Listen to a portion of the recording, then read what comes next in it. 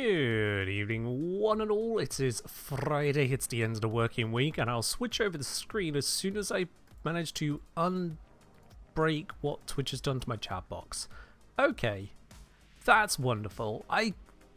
On the mini window I have for my live stream, oh, it's doing nothing, let's just put that on and be happy. On the mini window I have for my live stream chat, it's popped up with Twitch's lovely little advert of, hey sub, and you can get these extra things. But when I look at it for more details, I can't find the close button. So I've just had to refresh the entire module. That's fun. We sure do love UI issues.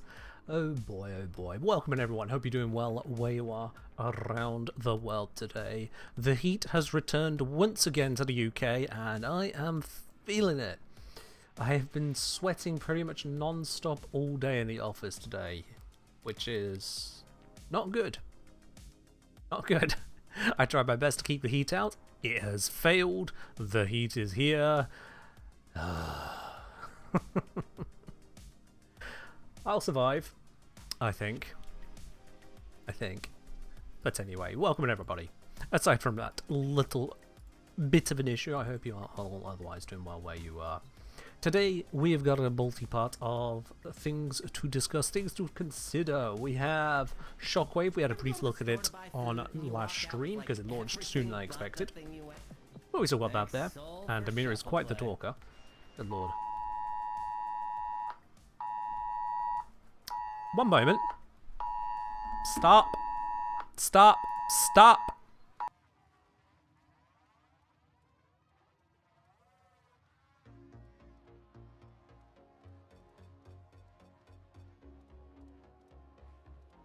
Cool.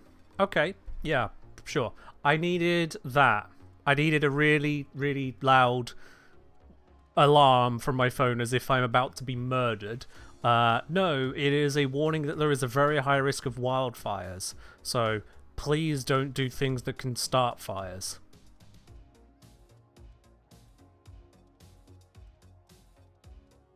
Okay. Okay, I wasn't intending to, you know, that wasn't the plan. Disposable barbecues? Yeah, I know disposable barbecues have been, the guidance has been released that businesses are not to sell them now because they are considered temporarily to be a severe threat to the UK because we are so goddamn dry and hot. Yeah, I know. But still, right as the start of stream, phone explode Hola. with Hope emergency your day alert. gets cooler sooner than later. It's really hot here as well. Yeah, Clashpoint, yeah. Thank you very much for the 8 months of support. Much appreciated there, absolutely. As we get absolutely jump scared by a UK government. Oh boy, oh boy. But yes, also, yes, UK is dry. UK is dry. But indoors, where, you know, we're trying to keep ourselves contained, because it tries to keep the heat in, part of how the houses work is that they also keep the humidity in. And so I'm cooking in here and I'm cooking out there. It's bad. Our grasses are just desert yellow now. Yep. Everything is dry. There have been places in the UK that I think have had no rain for, what, 2 months? And are projected to still go maybe a month plus without rain. So, yeah. We're struggling as a country. Hi, We're Ken. struggling. Yo, Azrael, thank you very much for the 18 months of support on the channel there. Much appreciated for continued subscription. And hello as well, absolutely. Cheers. Lakes and rivers near enough gone. In many places, yeah. Many places water levels are disastrous. Reservoirs were just not expanded because political issues. So, yeah, we're doing well. Yay! Oh, wettest Februaries and now this. I just... So I'm sweating. And it's not going to get any better because this office, I don't know what it is, but this office always gets warmest into late evening. It's where we are now. Yeah. Yeah. Anyway, so, that aside, We got various bits otherwise on this to look at, but just freaking government alert the moment I start actually doing the live stream. By the way, don't set things on fire. That's the world we're in. That's the world we're in. Anyway. Now, with Amir Shockwave, it is basically Nightwave under another name. He also loves to talk a lot when you open it. Cheers, class boy. But all of the dailies, weeklies, elite weeklies, they are as they previously were. It's just a case of, you know, you do missions and occasional challenges here or there, and off you go. Good stuff. There are a couple bits which are a little bit more involved than just play the game in a normal way, like this one. Primary, secondary, and melee kill within 10 seconds. So, you know, a bit of extra work. You have to think for once. Find 10s and get medallions by yourself or with a squad. That can just kind of happen as you go then. And then others are complete a mission with a primary weapon equipped. Only a primary, granted, but still, yeah, it's not exactly difficult, is it? Yeah. See you on the flip side. Every time you close your eyes, you can see enemy weak points. Well, fair enough. Okay. Oh yeah, you've been using Sight 9 a lot. Yeah, that'll do it. Now, can Sight 9 help you out with Railjack? Yes, there's my little segue there. I have today, despite the heat, finally finished up the core script for the Steel Path Railjack video I'm putting together. This one has definitely suffered from idea creep. Originally I was going to like, oh, let's cover the Mark IV turrets. Well, the Mark IV turrets just as themselves, they're just the turrets with better stats. We need to be able to compare those stats, both between themselves and then with the Mark IIIs. And, you know, there's more than just stats, there's the actual application, because, like, what is a short-range versus a long-range weapon? How much of an impact does that have, given how Railjack plays? And then there is the expansion of how that interacts with the various changes to fighters and cruise ships when you're up onto Steel Path. And then if we're talking about killing the fighters, we could probably talk a little bit about which fighter drops what, or at least, you know, which of the core fighters you want to be looking out for, issues I've encountered with the Outriders, and then we also want to talk about the cruise ships, because so many people don't seem to understand how to shoot them correctly. And next thing you know, it's kind of ballooned, and now the whole script, which I think covers 90% of everything, I'm still leaving out 10% for at least some brevity, but 90% of everything is now 3,000 words. 3,009. So I may have slightly expanded the scope beyond just the turrets. Just a little bit. Oh there, Pep. Hope you're doing well today. Hope you are also not melting. And I hope the Power World went well. I saw that earlier. Oh dear, oh dear, oh dear. So yeah, it's it's a lot. Yeah, stream streaks can be finicky, to say the least. They can be finicky.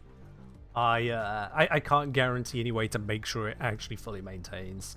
It's an entirely Twitch system, so it is 100% out of my hands, unfortunately. But say, yeah, Powered, well, got the alert a moment before you did. Fair do. Either a moment before or maybe stream delay, but all the same, yep. That's a fun one, isn't it? So don't you go starting any fires either. You've been warned now. You've been warned. Right. Now, aside from Shockwave, I don't know why I went to this console. I want to go to this console. There is, of course, 2 bits with Amir going on. Amir has the whole Fables and Frontiers bit going on as well. Now, I've already gone through that for today. I'm going to keep not having that up on stream because I want people to be able to explore that at their own pace. So, I'm not gonna dive into showing you what's going on there. However, we will just pop over to them all again to just take in the sight. Hopefully the ball will be a little bit quieter this time. What's that? Noskman. Fables and Frontiers? It's what I'm showing you right now. Okay. So yes, with the Shockwave update, getting rid of Nora for Nightwave. It's now Amir's Shockwave. There is also this lovely room. They've done up the cafe into a D&D room. It is all entirely a text adventure with quite a limit on the options you can pick as far as I can see, but you know, they're there. And all you need to do to get started is summon Best Boy. It's as simple as that. A new non-caloric silicon-based kitchen lubricant. I mean, it's Fables of Frontiers store. Hello. Okay. Ah, yes, you can pick up various things for just good old hex standing. Okay.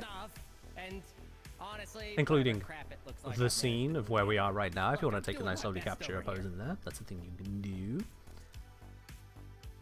Okay, yep, fair enough. The Fable Master poster of Amir. Definitely not trying to go mad on the aura there, is it? 14 hours to write a day's session. Who's the loser now? Amir, why does it take you 14 hours to write a session? Been there, done that, my guy. It doesn't take 14 hours to plan a single session. It does not take 14 hours. And then one flew out my nose, and I got a nat 20. No, I will not explain. Thank you very much. Is it me, or does Amir have very little time between the passive lines? It might just be me, but we'll see. How long? There it is. Yeah. But Minerva said no. That's like 15 seconds. And seeing as she is absolutely I get that it's supposed to give life to it, but it also feels like it's just kind of fair. Totally. I get pulled to paying attention to the character that's speaking, you know?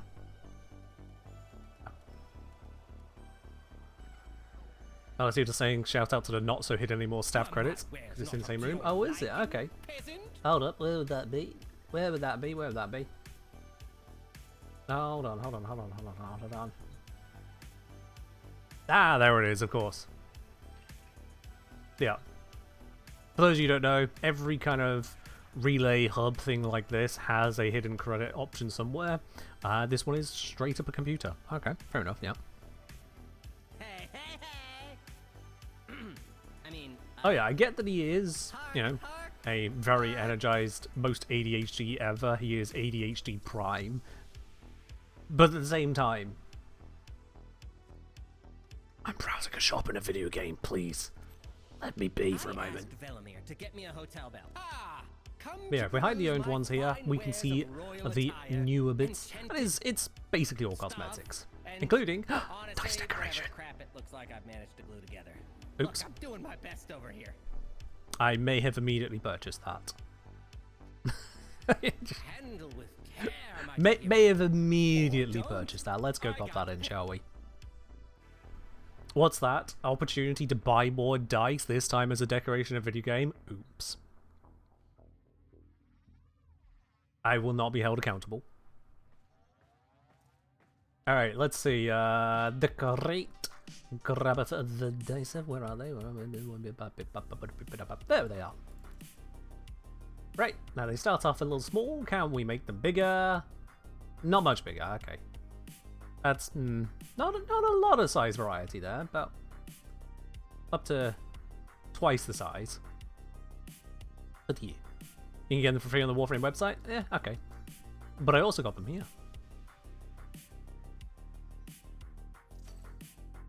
And I think that actually fits in so perfectly, you barely notice that it wasn't even planned to be like that. That's perfect. So there we are. I now have some spilled dice on one of the tables at the front of this very busy front room now. There's a lot of bits in here, including the ability to just slide forever, by the way. Yep. It's you just keep sliding. I don't quite know why, but it yeah. Right. Now with Shockwave also came another change. At least there's some message to keep failing to send for seemingly no reason. Oh. Well, that sucks. Don't put your keys in the freezer. Oh, Pep say, but I'd say Faye also says hi. Hello there, Faye. Hello, hello. Right, cred offerings over here in the mod section. I briefly showed this last time. As we see, the aura mods are vastly more populated than they used to be. Vastly more populated.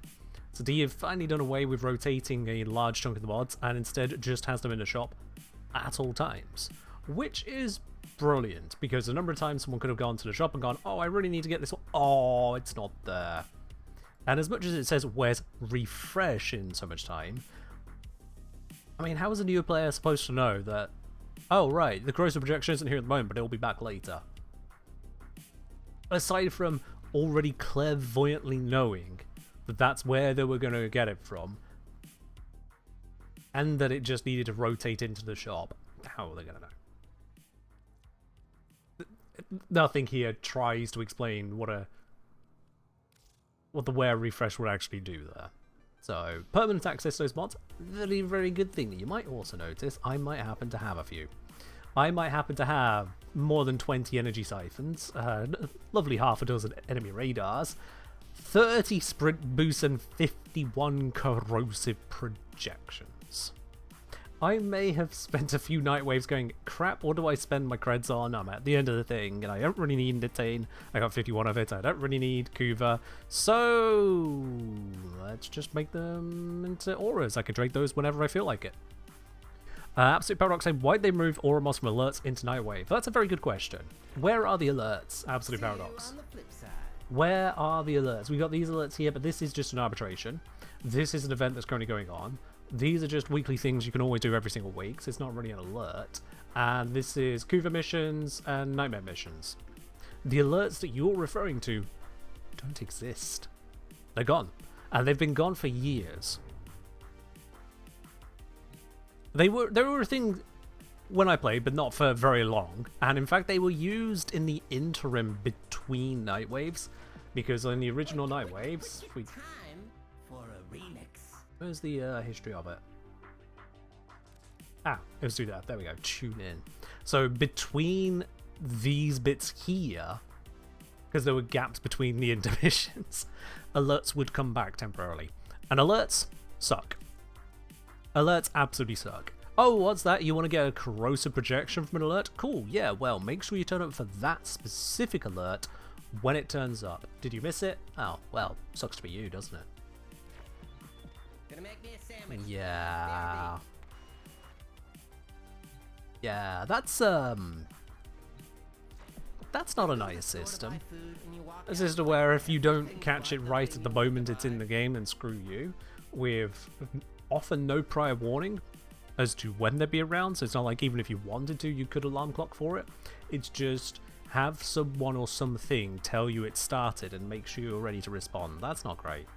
Versus, hey, this game is here for you to play when you're ready to play it. That is infinitely better.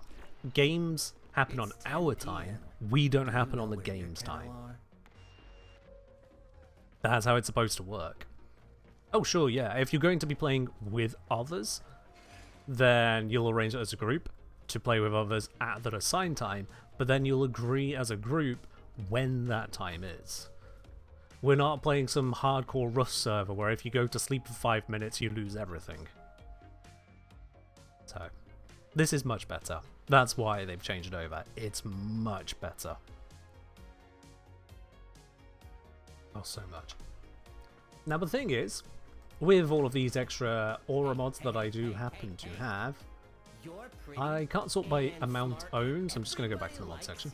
With these excess auras that I have, this is the wrong time to start selling them. The right time would have been before the update by quite a bit, but you know, yours truly did not get around to it.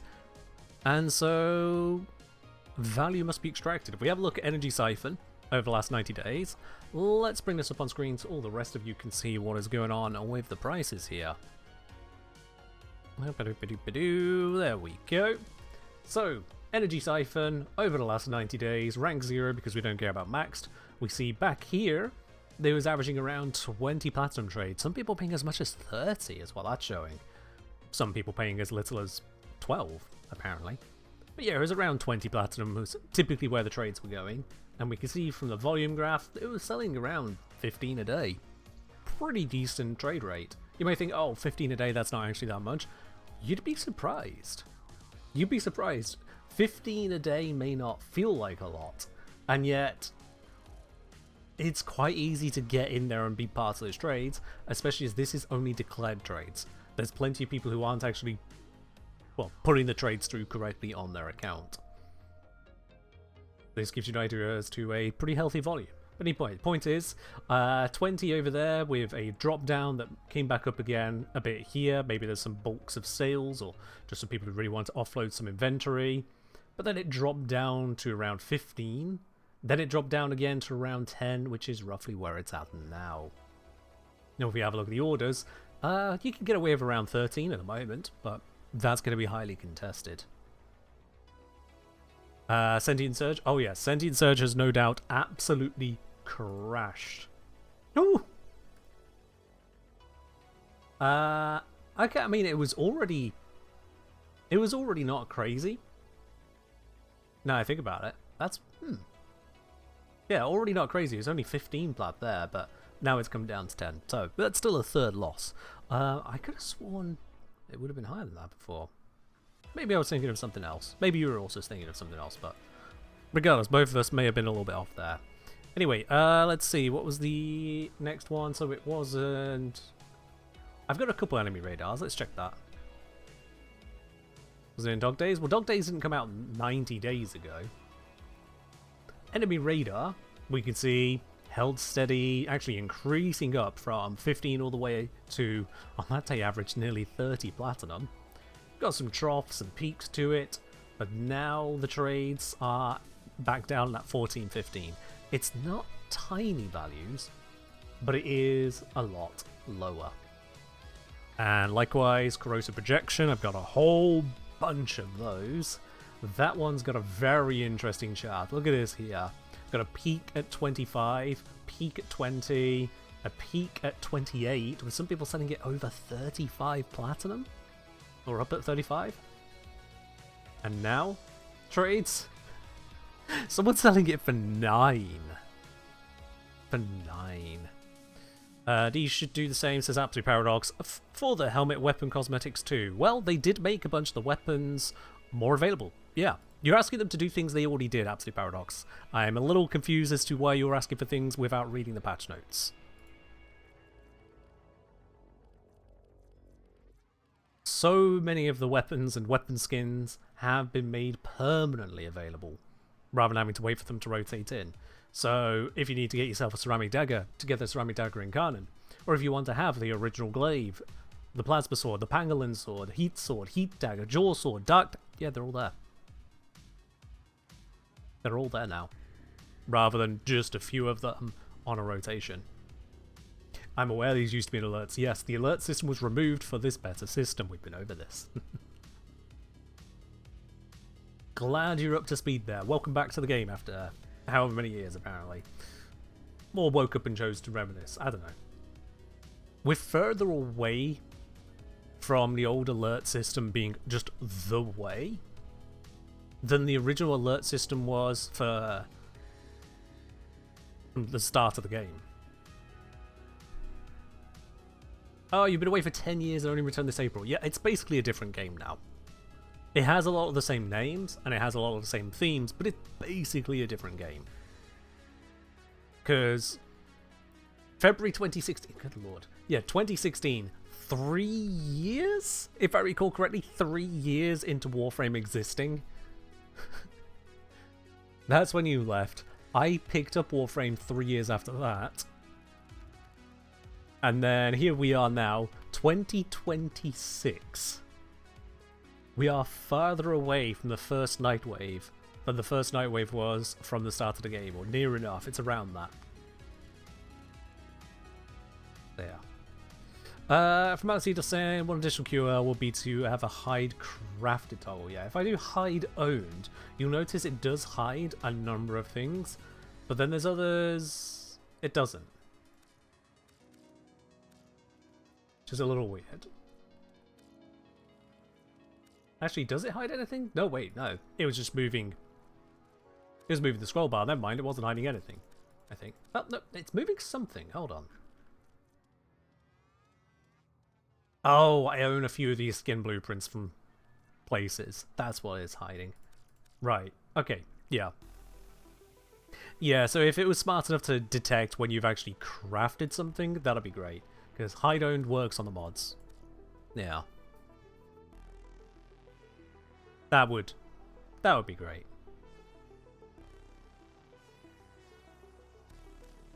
Oh well. I mean, let's not ask too much of DE and inventory systems, you know. So what was the other ones we're looking at? It was Sprint Boost. That's the other one I have loads of. Let's just bring that one up onto here as well. Sprint Boost. Yeah, so current... Wow, okay. We've got 2 people selling it for 15. The rest, 25 plus. And if we have a look at the graph on that one, look at the sheer peaks and troughs on this one. Peak over there at 29, trough down to 12, peak 26 for the average on that day, and then a drop down to 12, peak 30, drop down to 15, peak again 25, and now where we're at here. So what we're largely getting once again is that they're going to be more accessible. We can expect these prices, I would say these prices are going to stay lower, but they're not going to drop any further than their previous troughs. In fact, they might not even drop as far. The simple reason being is that part of what focused so many sales into individual auras is that the others weren't available. People looking to make a quick buck out of their credits would just drop the credits, get the aura, go to market, sell the aura, get their plat, and off they go. With a greater variety to pick from, those peaks and troughs will average out a lot more. So, good changes. Not going to be utterly devastated to the markets unless you're the kind of person who would only be satisfied if you could get 20, 25 plat per aura. In which case, well, it's not worth that anymore. Deal with it. It's my honest and simple takeaway from that. So yeah, let's see how well these things actually trade. To that end, I have this. Yes, indeed, it is good old Warframe here to help me once again on actually getting these items out to various people. Now, I'm going to need to make sure that things are accurately and appropriately priced before I get going on it, because there's no point me having something listed for 20 platinum when people are now buying it for 10. That would be stupid, wouldn't it? So, it's going to take a moment to quickly check these over, make sure there's nothing ridiculous in those here.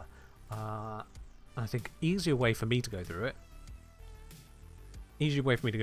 will be on the website itself. From Hellgamer, damn, the Surge Xmas guaranteed electric proc is lethal. I should probably get around to fighting those. I've been focused on so many other things over the last 24 hours that fighting a Surge Xmas has not been one of those things. I'll get there. Yeah, with this Shufty, that over there, this over there, that can minimise.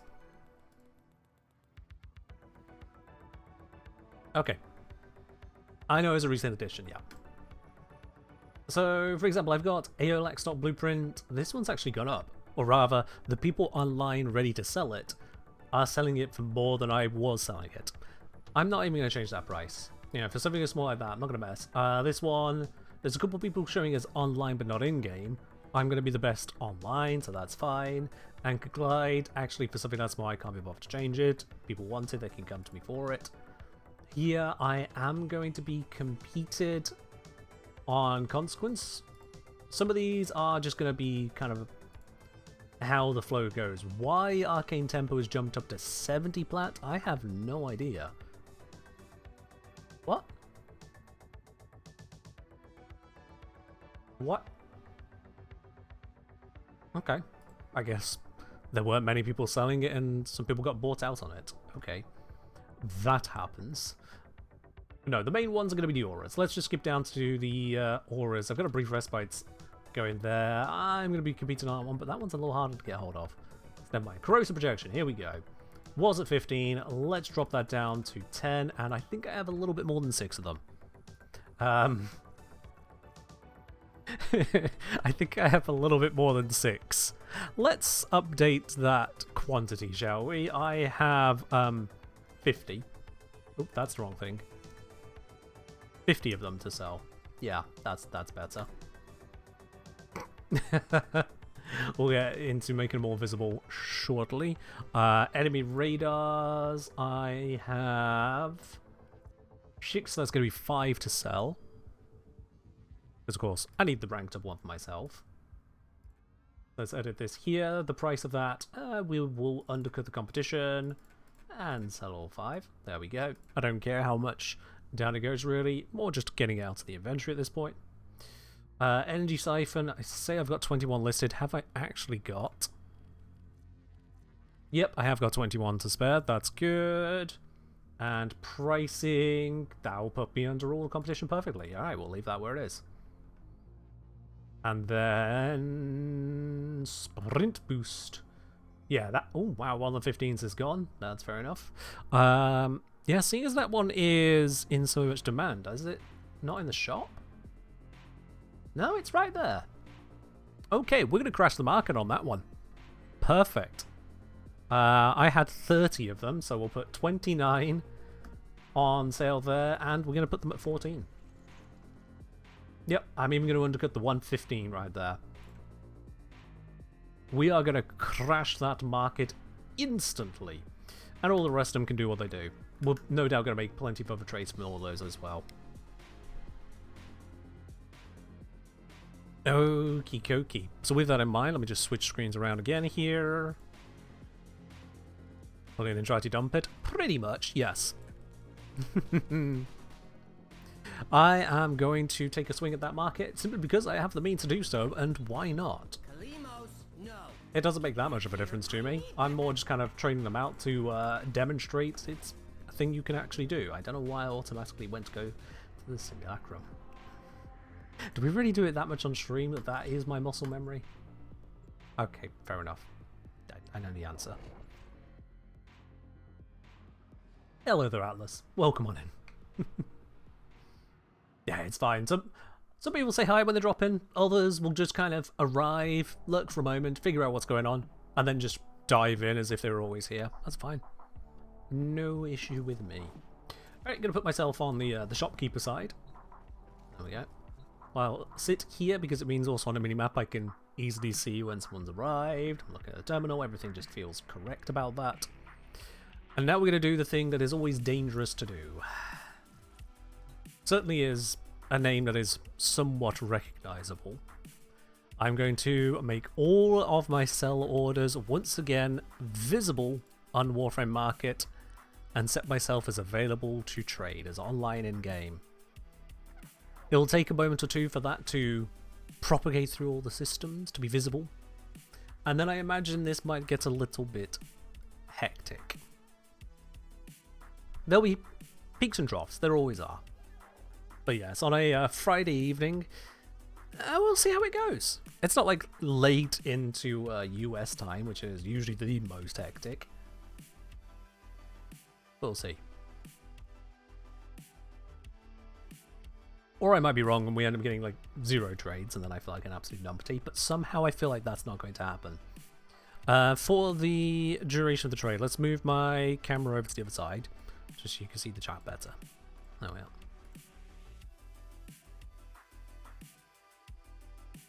This is genuinely how I go about trading. I do just put myself into the market with, what have I got, 45 different items listed to sell. I'm sure I've got sets of prime items and whatnot I can add to that, but I don't want to right now. So I've just got 45 different items ready for sale. If I sold everything asking price, 3,808 platinum. And by having such a spread, it just massively increases the chance I have something someone wants. Because if you're only selling 1 or 2 items, it could be a long time before someone reached out to you. You'd probably rather just go running missions. In my experience with this, however, as soon as I do that, that's when I'm going to get 2, 3, 4 people asking to trade. Well, let's see. How long will it take for that first trade to go through? I'm just making sure I have actually set up everything correctly. Yes. I've not checked the prices on many of the items, so I might not be the cheapest available for a lot of items, which will slow down the rate of people asking to trade. Yeah, like Baruch Prime set, I am definitely not the cheapest available there. Boltal Prime, cheapest online. Cool. Brief Respite, no. Capacitance, no. Corinth, not quite cheapest available, but that's fine. Cryo Coating, yes. But then, how many people are buying Cryo Coating?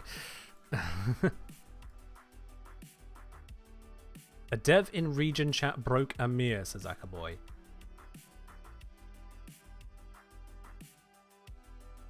Okay.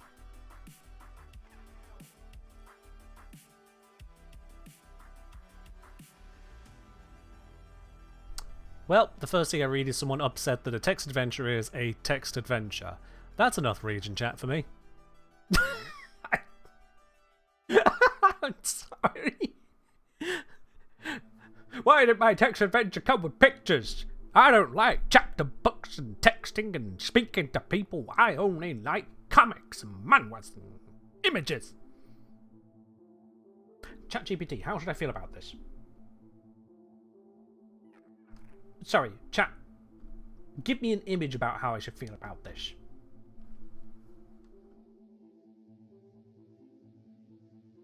Yeah, okay, so that one can,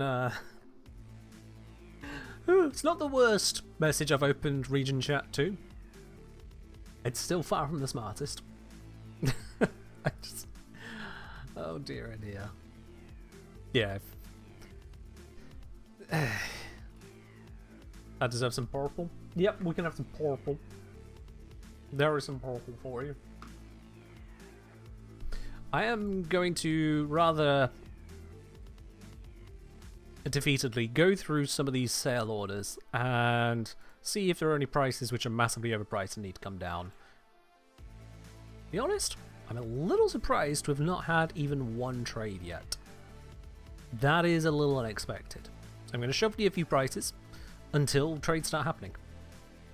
That one's cheapest. That one is... I'm not going to take it any lower, can't be bothered. That one's cheapest by quite a bit. That one is undercut by one user, but they've only got one in stock, so whatever. Cheapest. I'm not going lower. Ah, there we go. Alright, want to buy not even an Aura mod, it's a Stradivar Prime set.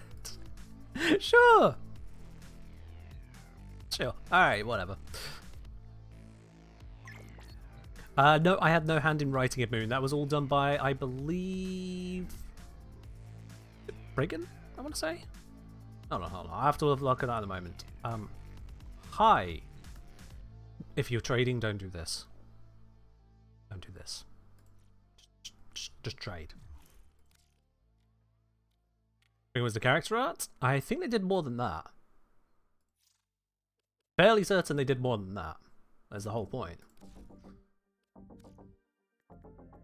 Alright, Stradivar. This, and this, and this, and one of these. There we go. 28. Let me just double check that is the price I put it up for. Stretch. Yep, it is. Cool. Accept. There we go. And Warframe has picked up that I've made that trade. That's all done. Right. Want to buy Rhino Prime set. There we go. We finally found out what they actually wanted. Sure. I've got it lifted at 59 plat. Send them the invite. If they wanted to haggle, they would have sent it in the first message.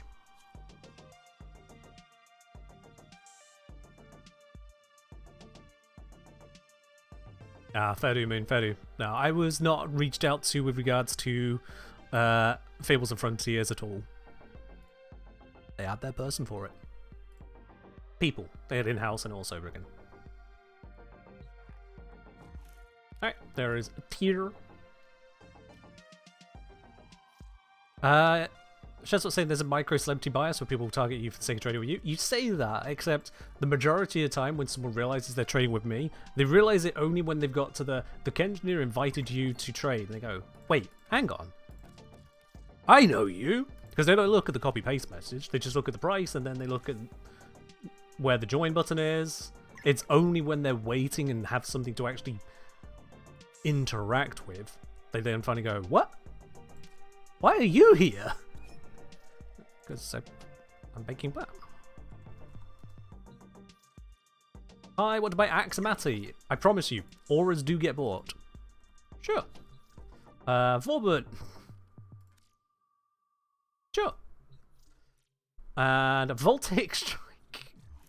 I promise you. Sure. Oh god, we got another. 1 sec. Squad full. Oh gods. Okay, let's just trade Gembus. I don't know who is first in the one. Axamati. Axamati Prime. Alright, it takes link 2 barrels, 2 receivers. Link 2 barrels, 2 receivers. Is that correct? Yeah. And let me just double check that is the right price. I'm fairly certain it was. Yep, I saw that earlier. Rope, there is a queue. There is a queue, thank you.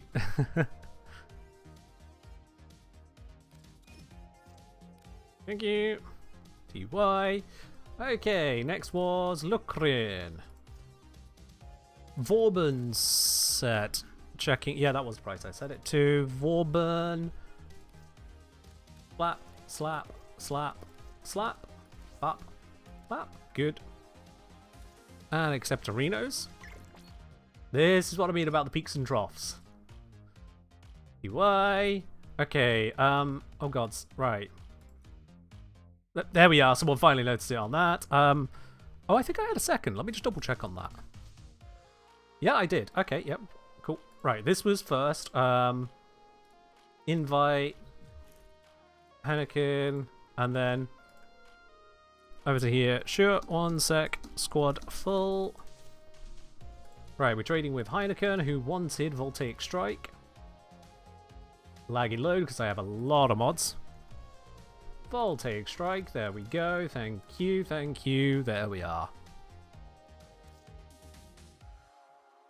This is what I have 45 items available for sale, Atlas. My point. There we go. Next one, Hank. And I should be able to invite you safely now. Hank wanting Nidus. Verify Nidus is sold at this price. Or I'm selling it at this price. Doesn't matter what other people are selling it at. Did I list it for this amount? Yes, I did. Good. I don't imagine someone's going to try and pull one over. But every now and then someone does. Whether they think it's haggling or they're just trying to be a dick about it. Aren't you working fast food? I know what you mean. Do I? And yes. Very much me. Cheers! Because I didn't actually respond to that properly. There we go. Lesh Collins, come on in. I feel like there's a message afterwards. Oh, no, there is not. We're at the end of the line there. Sweet. Vorben. Vorben! Bop, bop, bop, and bop. Bastas. There we go. Oh, we've got a new one. Beep. Boop. There we go. And Warframe is marking off every single one of these as sold as well. Saving me the time and saving me risking leaving something up that's not actually available anymore. Now we can invite this person in. There we go. Whilst they come in, let's start closing off some of these old tabs. Close, close, close, close, close, close, and I think close. Whew. Any people getting Vorben? Oh yeah. It's not an easy set to get hold of, so you know, it maintains a pretty penny. Can Warframe be used on console? No. It is a PC only thing. And we have another message coming through. Let's quickly finish up this trade. Woo! Thanks. Let's see. Limbo Prime set. Wait, I'm selling a Limbo Prime set?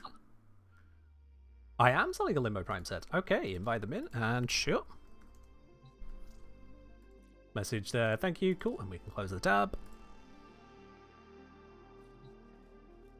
You think Warframe Market should be adopted as an official item? I get what you're saying. I'm not sure that's really going to make much of a difference. Aside from I guess, taking the reins of it, but that would add a cost for them, require promotion of it to actually be worthwhile. And the question is, what exactly is that going to achieve? Limbo. We have you, you and you. In it goes. 95, perfect. What's coming through? Oh, this happens so many times. This happens so many times. First, let's say thanks to them. Sorry, just sold. At least I have video evidence. It definitely was just sold. But yeah, that happens so often, unfortunately. So often.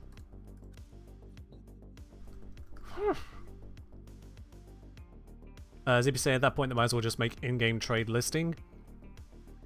As I've mentioned many times before, it really comes down to the friction of trade. Friction of trading is what keeps some of the base items, some of the low value items, more than effectively 0 platinum. The cheapest something can get is 1 platinum, so it'd just be a race to the bottom. Because why am I not selling everything tradable? There are things people are wanting to buy right now that I could be selling. Why am I not listing them? Because they're 1, 2, 3, 4 platinum. I don't want to go through the hassle of listing something and getting a buyer just for them to come in and use it one of my trades for 1 platinum. But the easier it is to trade, the more people will be happy to sell, whereas the buyers aren't going to increase to the same extent. If someone is ready to buy something from another player, they're going to buy it, whether it's 1 plat or 5 plats, by and large, because they've already decided they're going to buy it, and the difference between 1 and 5 plat really isn't that much.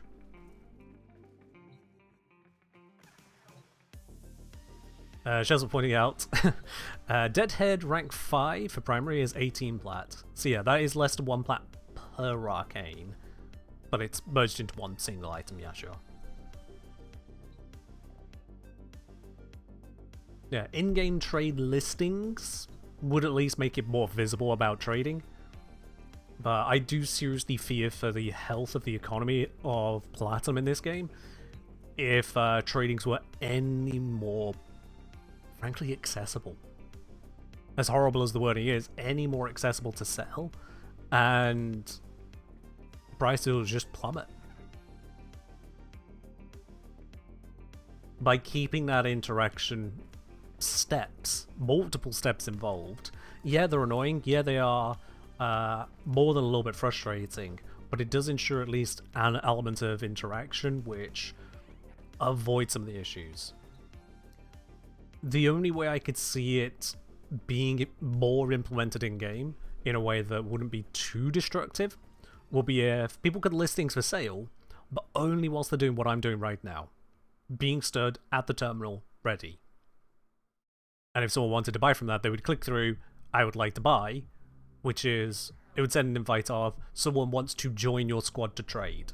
Rather than sending an invite to bring me to them, it would be a reverse invite, a request to join. I'd bring them in, we do the trade, off they go. Even that is still very streamlined. Very streamlined. But at least it would be restricted to people stood at the terminals. Not so great for those who want to trade the cheaper items, because who wants to be standing around if you got 4 3-plat items and that's all you got to trade? You probably wouldn't.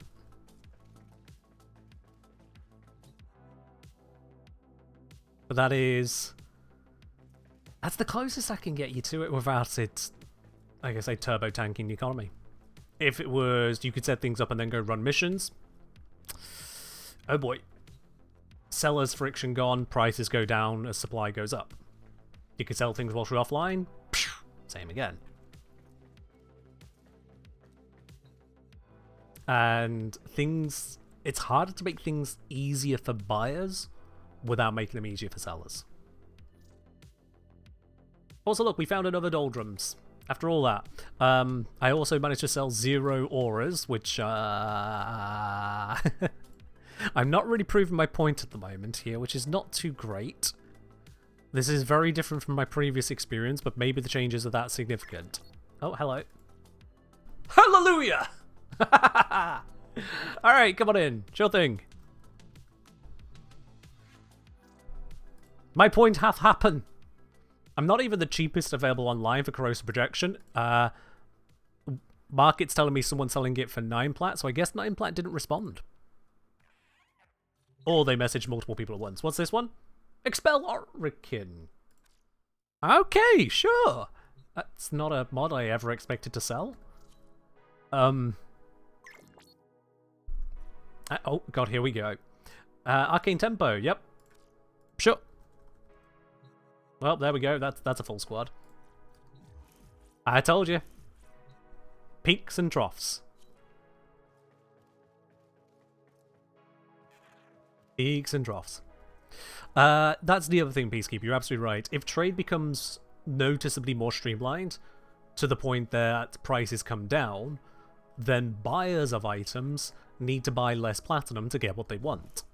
If they need less platinum, then there's less plat being bought, and so DE themselves will be making less money by having helped the very thing they don't want to help. So that just doesn't make sense, does it? There we go. They're saying TY, but we haven't traded yet.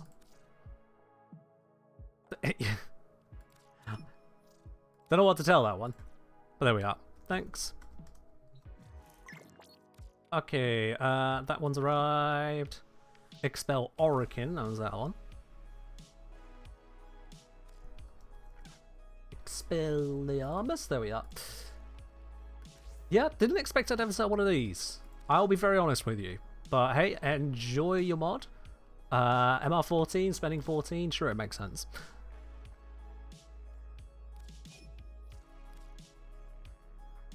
Thanks. I'm gonna re-invite.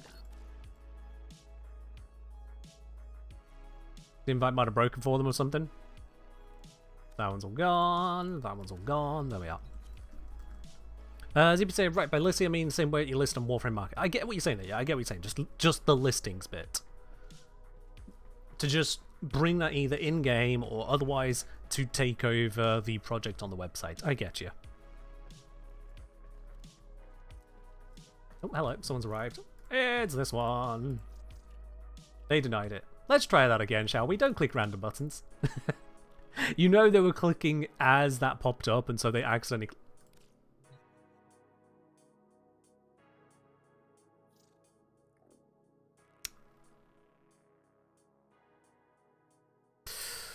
Or not, I guess? This is a new one.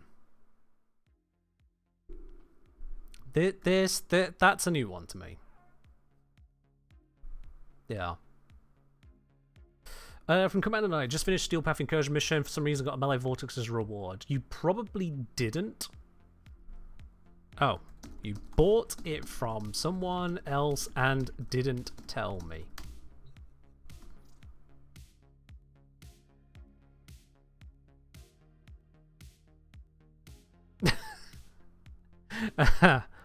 Thanks.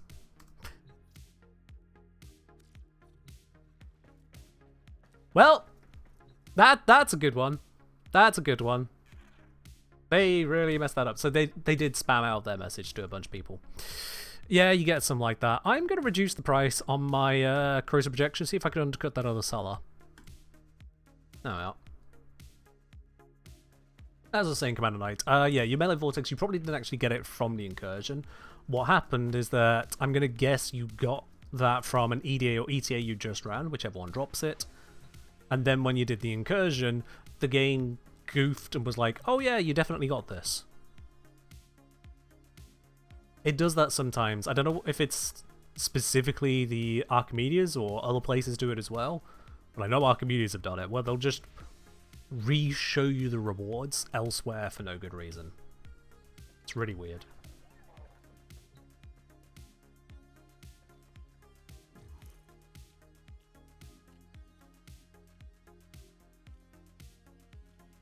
Alright.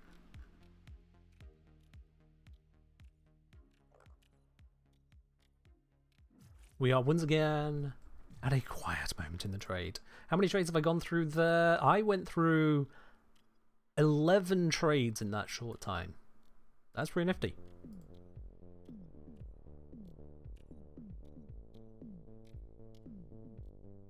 That's a fair point, Alice, yeah.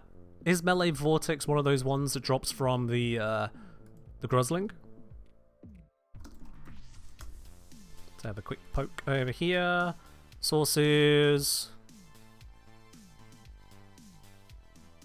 Mocking and Scathing Whispers. And Grozlings. Yeah. So Whispers, Grozlings. If either of those were available in the mission, then it could happen. So Commander Knight, what mission did you do? You said Steel Path Incursion, but which mission?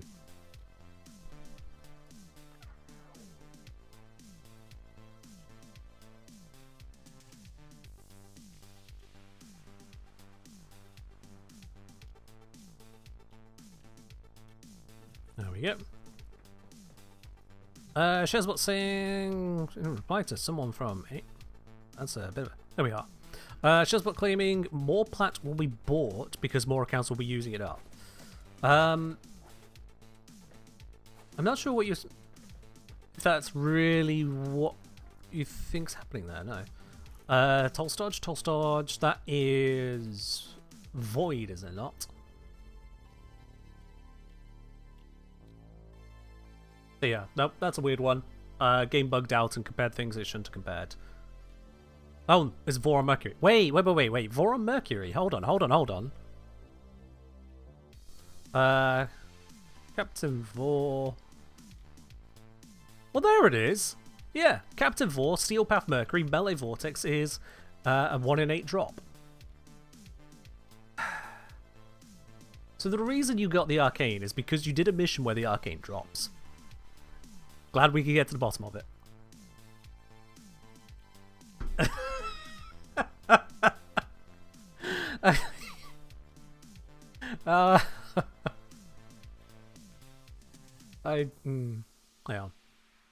Yeah. Cloud TV said, did you see the Rampage changes applying Arcane continuity? Yes. Yes, it was in the patch notes. I've put a pinned comment on the video about it as well. Super Vor drops Arcanes? Mm-hmm. Yeah, when they reworked Vor, they also reworked the drop tables. And that was part of it. We have a buyer. Come on in. 9 plat is really cheap for this, but there was someone else undercutting me and I couldn't let that stand. Yeah, fair do, Commander Knight. Fair do. But yeah, it is a drop table for it.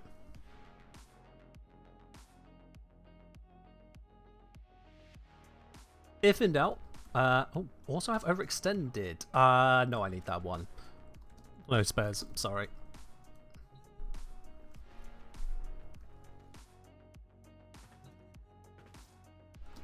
Do have other mods on profile if you are interested. Might as well.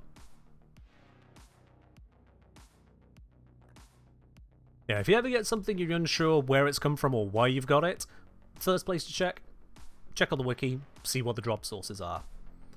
Is that on my profile? Oh wow, I have a lot of these. Yep, got that. What is that even going for? Surely that's going for like 1 platinum. Who the hell wants Toxic Flight?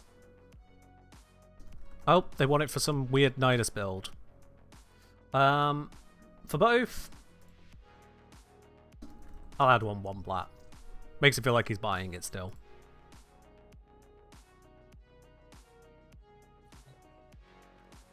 Hey, there we go. Alright. Invite-rinos, if they're not already here.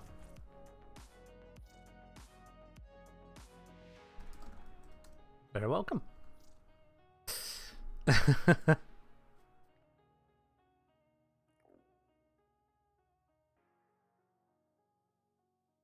I was just saying, still have 0 in 15 minutes. 0 trades or 0 something else? Absolute. Shaz will ask you once again, have I encountered new Xmas? No, I've not encountered new Xmas, yet. It's only been out, what, 24 hours? And for most of that, I was elsewhere. No, it's been out 40 hours. Well, still elsewhere. I've been focused on the Railjack video and then some other bits. I invited you twice. Gonna try again.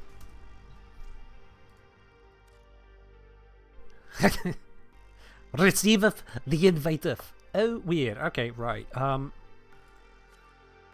There it is.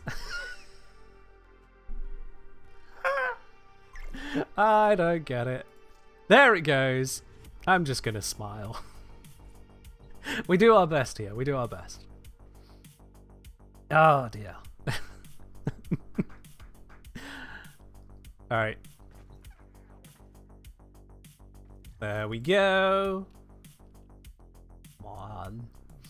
That's such a rookie. I'm surprised it's actually just these two mods. So it's Toxic Flight and Corrosive Projection. Let's see. Toxic Flight. There we go.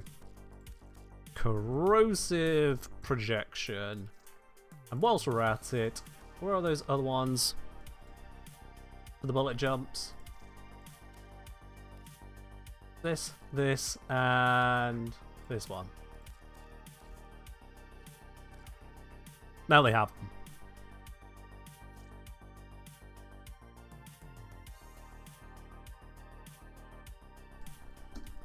Sure. It's just the other bullet jump mods are the same. Honestly, it's absolutely nothing to me, but this person's loving it. If they want a bullet jump build, you got a bullet jump build. Just live your best life, rookie. Live your best life. Does the game sometimes wig out a failed send invite? Yes. It doesn't always tell you either, because sometimes it'll say failed to send invitation, and then other times it'll do this thing where I go, they've received it. They've received it. Like, shall I invite you? They've received it.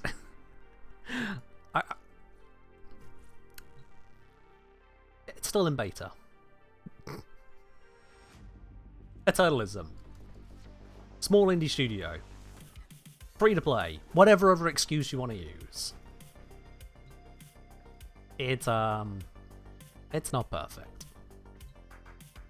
There'll be times where it sends one invitation and then it just fails. Times it'll tell you it fails. And then you'll see some of these where it looks like I've sent this person 3 invites and you saw me do that. But I only invited this... No, actually, that was a double invite because they ignored me. This one was 1 invite. This was 1 invite. This was 1 invite. This was 1 invite. This was 1 invite.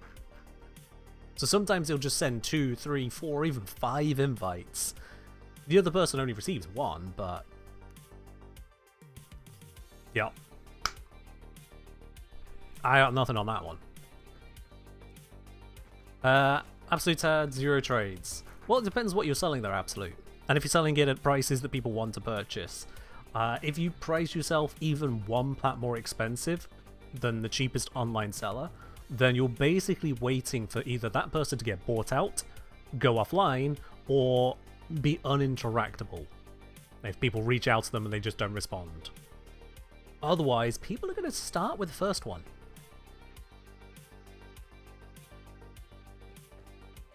And then, like I say, it comes down to what you're selling. If you're selling things which are niche, doesn't matter about expensive. If you're selling things which are niche, it's going to be a long while to get them to sell. Give an example on that. If you're looking at the various Captura scenes, it can be quite difficult to offload or even onload those Captura scenes because people aren't really looking at that market. Most people aren't thinking about it. Whereas, don't mind me bouncing around here just as we wait. Whereas, if you're going for more popular mods, like Rhyme Rounds. Rhyme Rounds you will always see attention for. If you've got the cheapest Rhyme Rounds available online, people want to know your location. They will be there. You're selling average, define average, and range from niche to useful, define useful. Highest one right now is bite and or hammer shot. Okay. So bite and hammer shot, those are both pretty reasonable items in terms of their frequency. Let's have a look here. Bite on Warframe Market, stats for the last 90 days. Yeah, that's trading over 100 items per day. So yeah, that's a pretty high volume right there. That's a very high volume, let's be honest. And hammer shot, that one is on around 40 per day. So also pretty damn good. Also pretty damn good. But the question then becomes, what are you selling it at? And if I have a look here, if I go to the orders, absolute. Well, if your name is Absolute Paradox on there, you don't exist.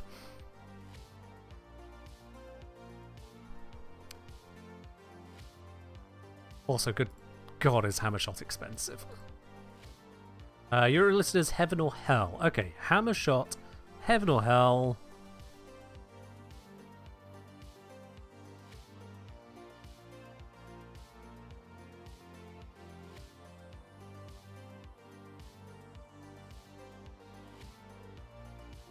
No? Hold on. Let me go direct to your profile here. Let's make sure I'm doing this right. Profile, you. Okay, so you're selling Bite for 69. You're selling Blaze for 44.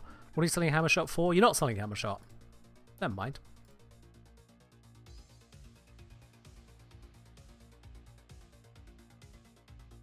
Yep.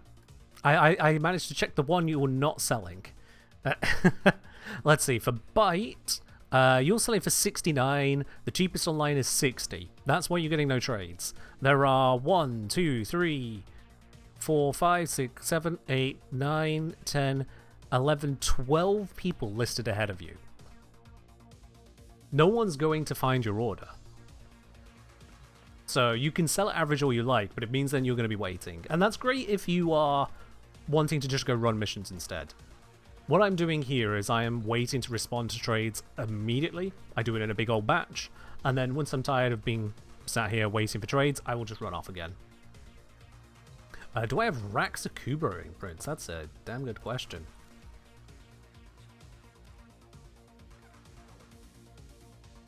Apparently I don't have imprints.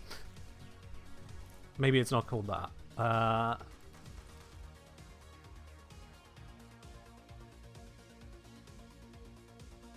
Absolutely not.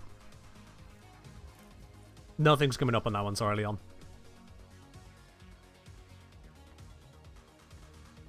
But yeah, people will largely go to the cheapest. Sometimes some weird people will skip down a bit to go to someone with double digits on reputation. It's pretty meaningless. Honestly, just try cheapest straight away. Some people will spam message the first 5 and then pick whoever responds first. Kinda sucks. I get why they're doing it, but it still kinda sucks.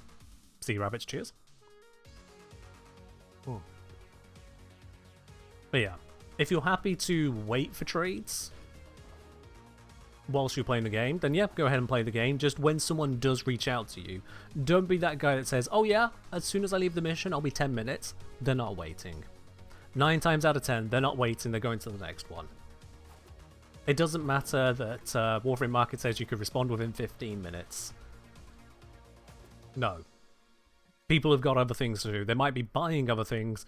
They're not waiting 15 minutes for each and every individual person. If you get a trade come through, the only fair thing to do is go, yep, one moment, I'll immediately leave my mission. You exit your mission, abandoning it, and go do the trade. Because if the mission was that important, you shouldn't have left yourself available to trade. That's my honest and sincere take on it. So yeah, if you're not getting trades at the moment because you're selling things that I will wait for prices to move in my favor prices, then sure, fair enough.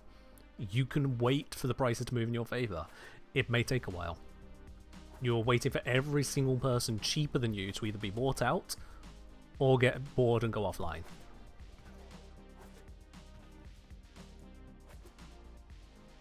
Usually see all numbers and prices true average. I mean, you can define whatever true average you like. That's just how it works. If you are happy to wait, and it could be hours, then sure, wait. But you're waiting. You're waiting potentially hours to sell it for 8 plat more? Yeah. If you happen to log in at the times where it's swung up in price, then good for you. Go ahead and sell it at that expensive price. The other thing to note is that the median is given on Warframe Market, but you'll see that the channels for minimum max, they just extend to minimum max price for the day. That doesn't take into account if people actually sold at that price, or if they sold at a discount but they listed at that price. The median, it will give you an idea as to, well, the literal median, but it doesn't tell you how long it stayed at that median.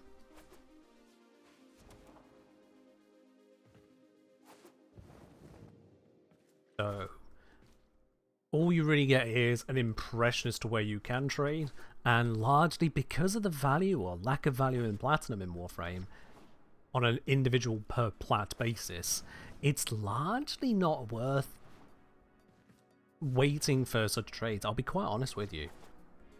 Like, unless you are actively properly farming for new stuff whilst doing that, in which case fair enough.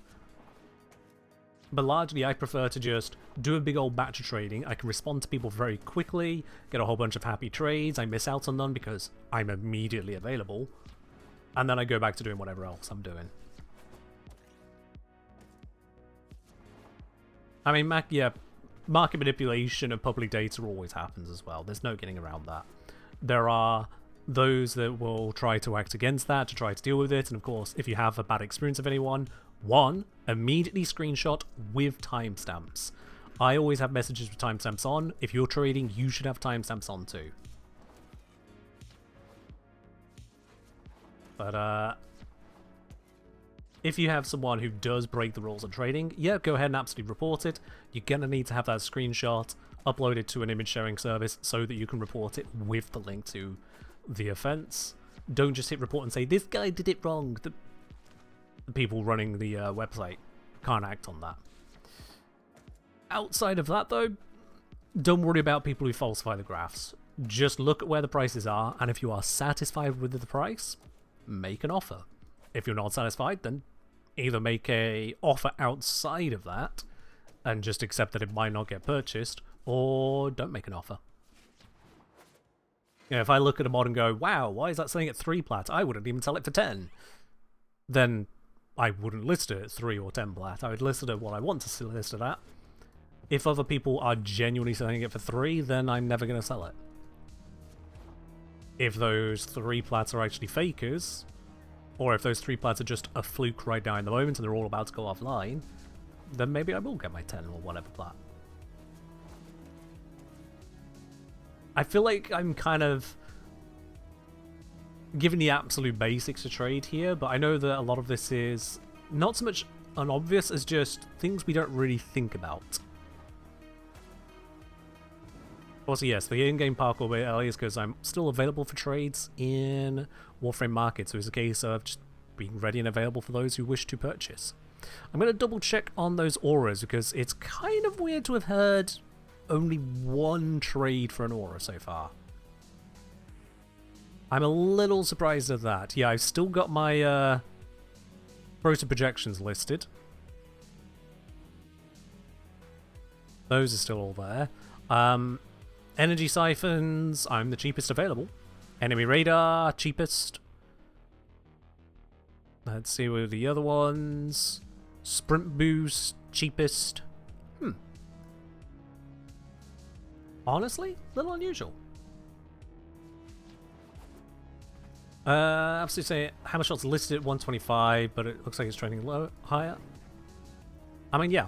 If you want to sit and wait for things to trend in your favor, then you sit and wait for things to trend in your favor. But that's, again, waiting. So if I look at it, well, I'm not seeing it trending upwards, you're seeing. I'm actually seeing it coming back down again. last 90 days, and I might as well bring this up on screen here for all of y'all to see. Boop. So last 90 days, here is Hammershot. The long-term peak was there at 126.3. I forget, does that stand for simple moving average? Can't remember, but point is, that was about the peak there, and then it's begun to turn back down again. Hard to say what the cause is of that increase there. Quite possibly it's just update brings more demand, whereas supply is just supply. People are farming it on the regular. Oh yeah, it's there. Simple moving average. Alright.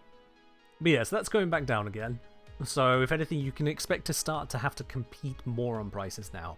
But we can see the range, just in this last day, is up at the peak of 135, because it's dipped just below the line, and a trough of probably 110.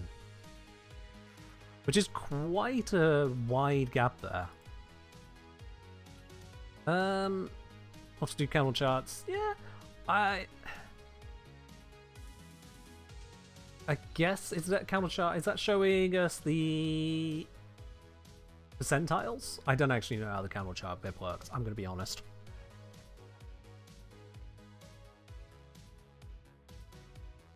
Let's see, min-max 110 to 130, open close 110 to 120.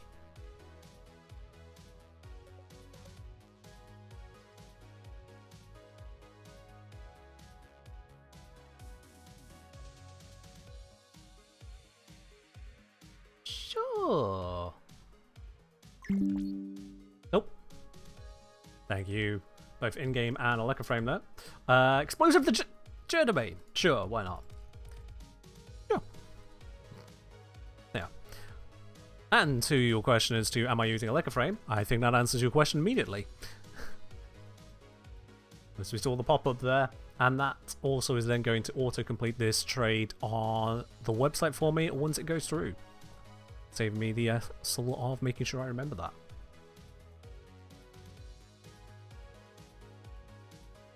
You just dissolved 7 prime chambers? Ooh, you might want to reach out to support before you spend any of that endo then, Taser. Don't spend your endo, speak to support, they can get you it back, potentially. They may not always, but the sooner you do it and spend 0 of the proceeds from that dissolving, they might give it back. You have to speak to support ASAP.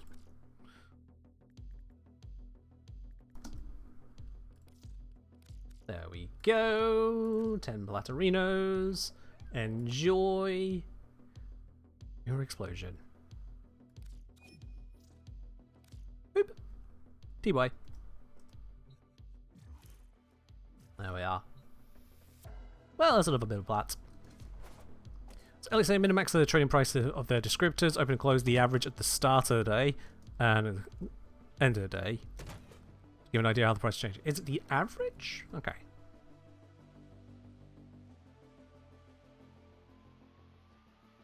Bring it back onto here.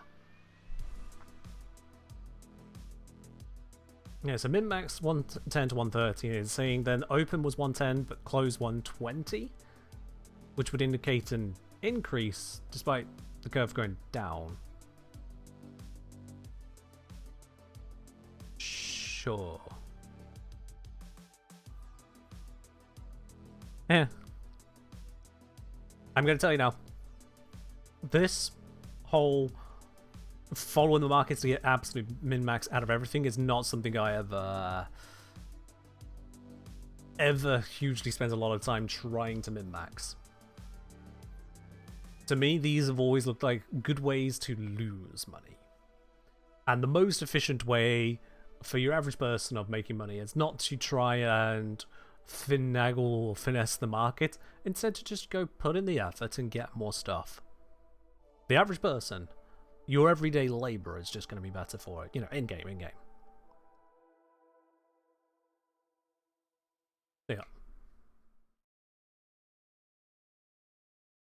Yeah. Desdevil say, is the Aura mod market cooked? Well, this is kind of what I'm testing. And so far, I have sold 1 Aura.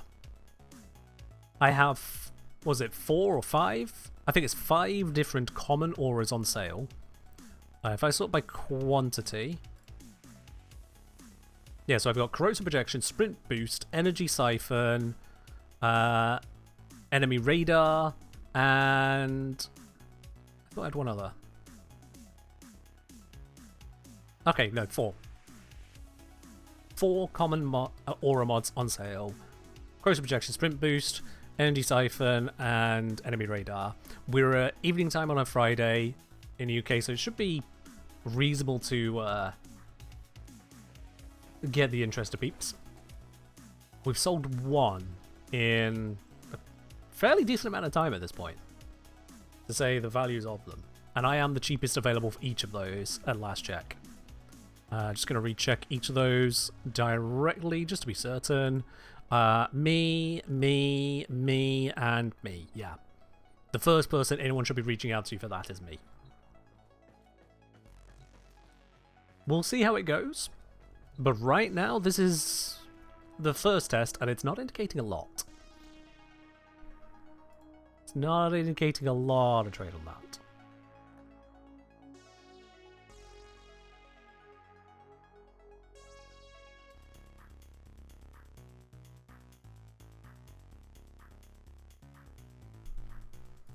Yeah, fair duelly. Thanks for the explanation on those bits. Max, I'm guessing you'll get better in a few weeks. Everyone wants the common auras to get a ton of Nightwave credits to start a new Nightwave. Kind of, but then also people are going to be spending those credits on a variety of things, not necessarily just the auras. But yeah, we'll see how it follows through. You sold 2 Railjack mods? Nice! Also, Morbid asking about the drops. Which drops were you looking for, Morbid? And do you know which drops you're looking for? And then I can let you know more about that.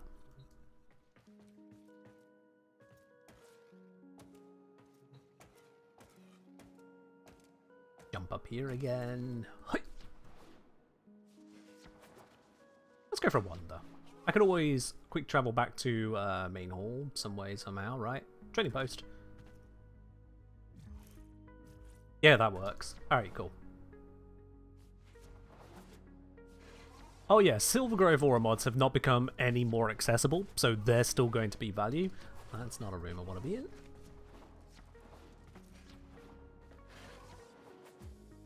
And then, basically anything that's not the Nightwave mods, really. That's just what comes down to it.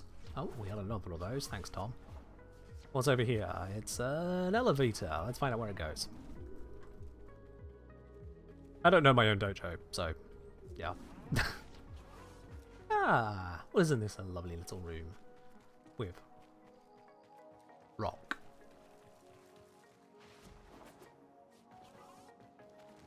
Leads on to another lovely little room. Ah. Yeah, I've got a parkour course. We got something somewhere.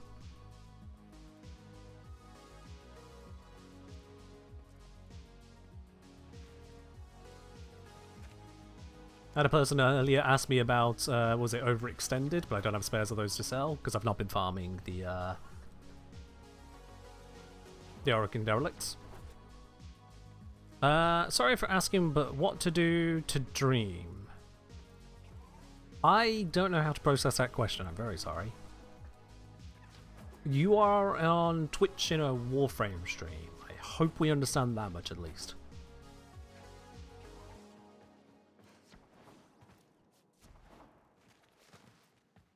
From Brother Only saying, in my opinion, people who plat pinch either don't value their time or aren't familiar with opportunity cost. Average person could put an hour of overtime. Oh, here we go. The overtime thing. Yeah, I see what you're coming from. The whole, you know, people could just work more rather than worry about plat prices. Bear in mind that not everyone has access to overtime. Not everyone has the physical capability to do more work. Let alone mental capability. And some people just enjoy playing the game more than going to work their job.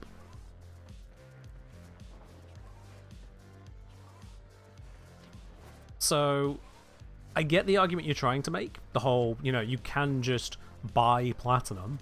Why keep quibbling over platinum? But I mean, the platinum prices we see is a result of people buying as much platinum as they wish to purchase. We've already reached that equilibrium. It's happened. Past tense. Or rather present tense. It's constantly happening around us. So, considering that we're already at that point there, does the argument really help many people? Those who have the money to spare to spend on something like Warframe will already be ready to spend.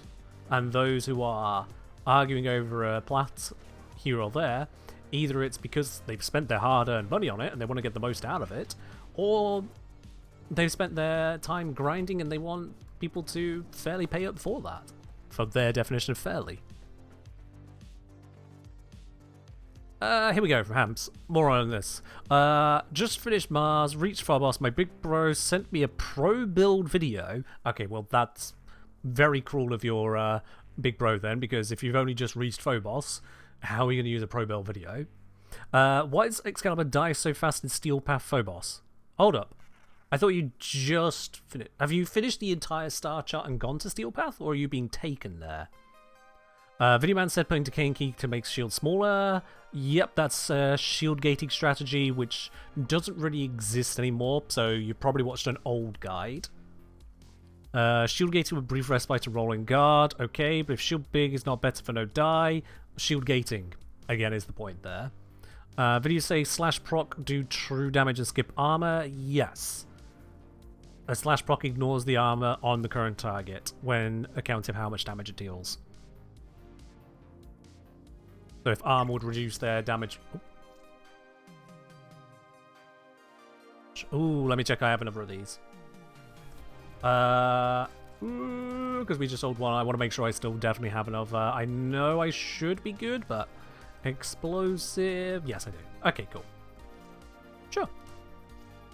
Invite. Let's teleport ourselves back over to Trading Post.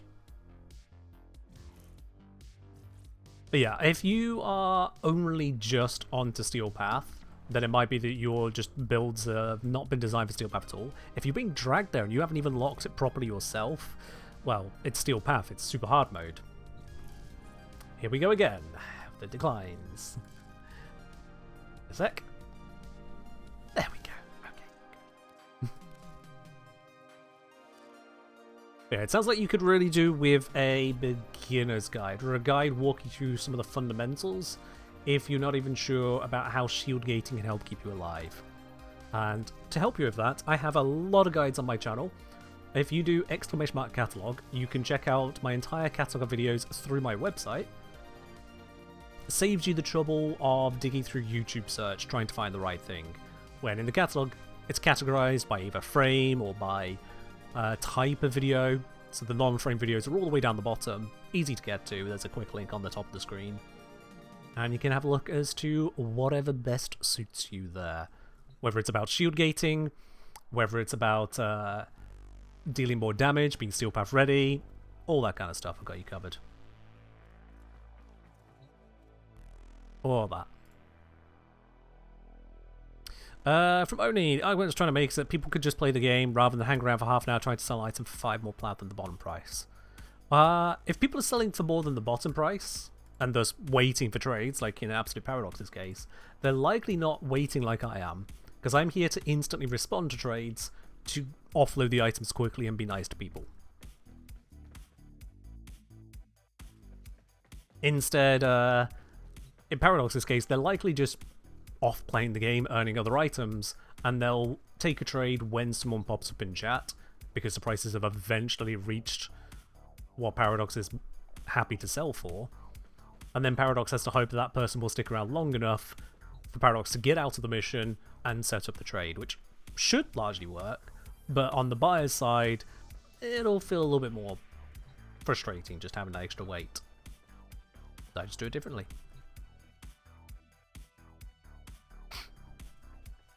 That's all good, Firebox. That's all good. Yep. Let me just double check exactly what I sent you on that, because it was a hot second ago now. One momento.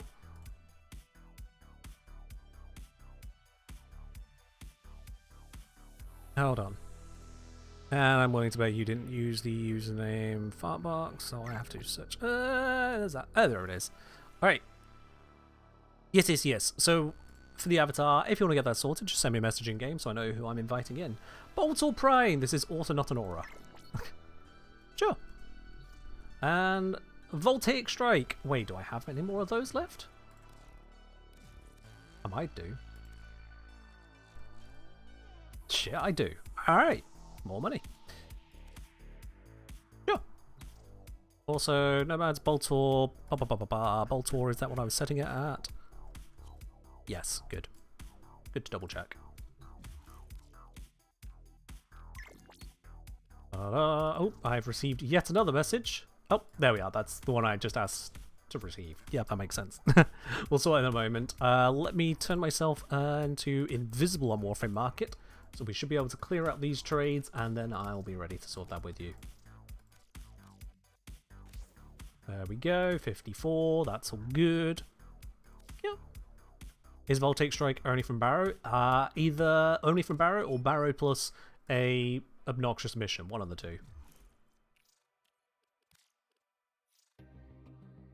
Silver Moon, do not spam trades right the moment the person is ready.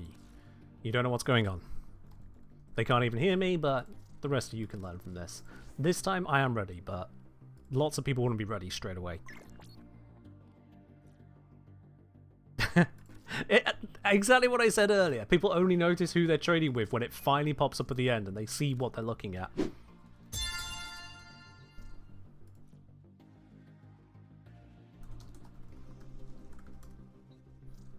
Right then, there we go.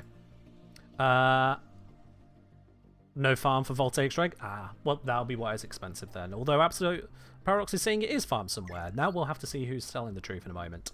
Jellyfish, thank you very much for dropping your tier 1 sub. 22 months of that. Much appreciated. Oh. Cheers indeed. Wife, I'll invite you in just a moment because apparently we do have an aura purchase. They've slipped in right at the end there. Sure. And this is why I never leave the dojo the moment I set myself as invisible. Always give it about 2 or 3 minutes. Because it'll be there. Is my profile picture and name on Warframe Market? My name is on there, but the profile picture is actually the snack. I didn't want to give them my logo. So I gave them something that the majority of people will not have. The snack. Alright, sprint boost. Now this does add to the people who would go, wait, is it even you? Ooh, I was looking for it. Is it even you? But it's fine. Just check sprint boost. I am actually selling at that. Yes, I am. Huzzah! Thanks. There we go. But yeah. The number of times I will see in chats, whether it's in a Relic Fisher, ESO, somewhere else where it's public, the number of times I'll just see the message, wait. Or, wait a sec. Well, we're waiting. I'm 90% certain I know where this is going, but I can't preempt it. I'm not that conceited. Come on, let's just... Are you the YouTuber? There it is. It doesn't happen very often, but then I'm also not in public missions very often. But when it pops up, it always just makes me smile a bit. Always does.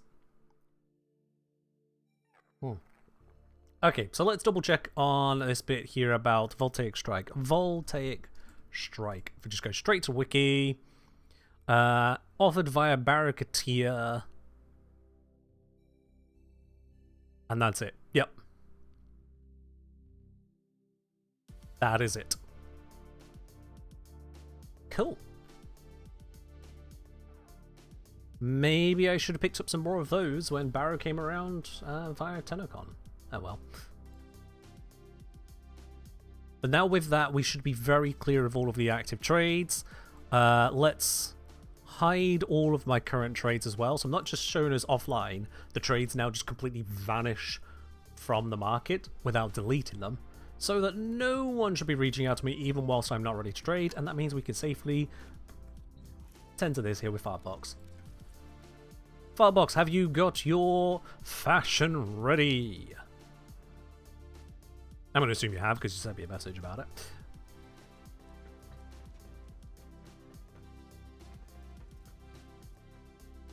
When was the last time Barra had Voltaic Strike? Ignoring TennoCon. Wiki says last time was the 1st of May, 2026. Yep, it's been a hot minute.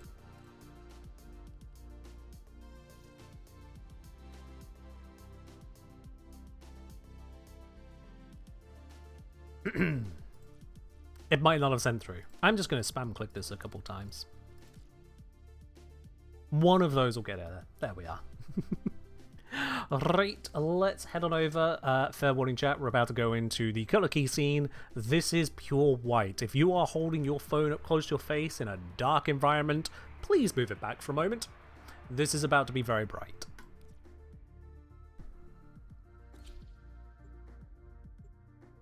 What was my favorite frame before Lavos' release? It was a mix between Wukong and Equinox.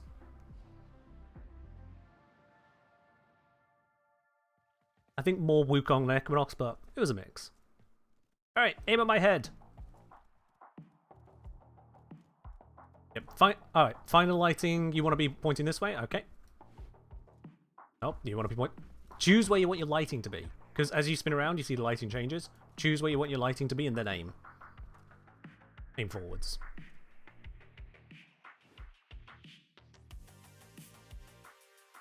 Because lighting does matter. Alright then, I'll be over here.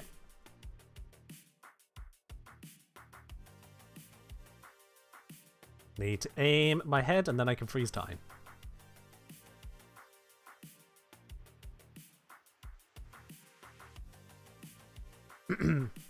Is this the end of the stream? No. There we go. Let's get into position for that. Let's get rid of any depth of field artifacts. Hey chat, does that look like someone aiming at my head? That doesn't look like someone aiming at my head, does it?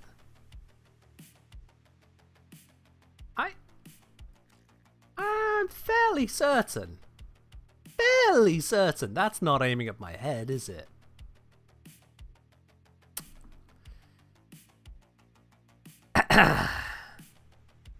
Your husband's doing it? Or your husband might need to grab a dictionary.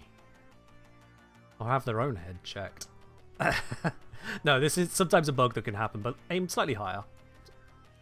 Just aim up a little bit. Without turning, just aim up a little bit.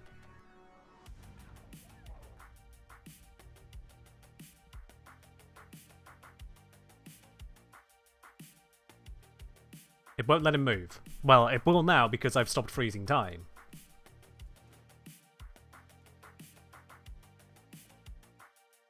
It wouldn't whilst time was frozen, so I could take the shot. There we go. Yep, don't turn around, don't turn around, just like... It's the first time this person has ever used a gun.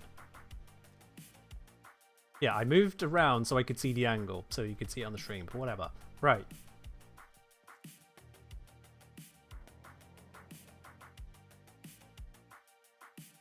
Fartbox, you're a very patient partner.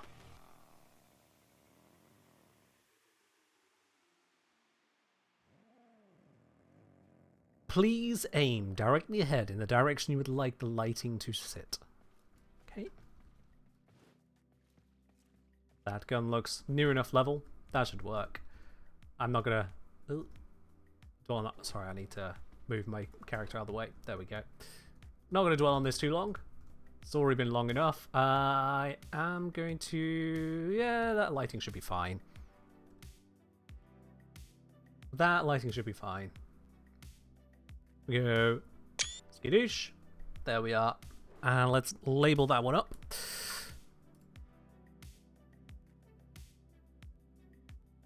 So this is...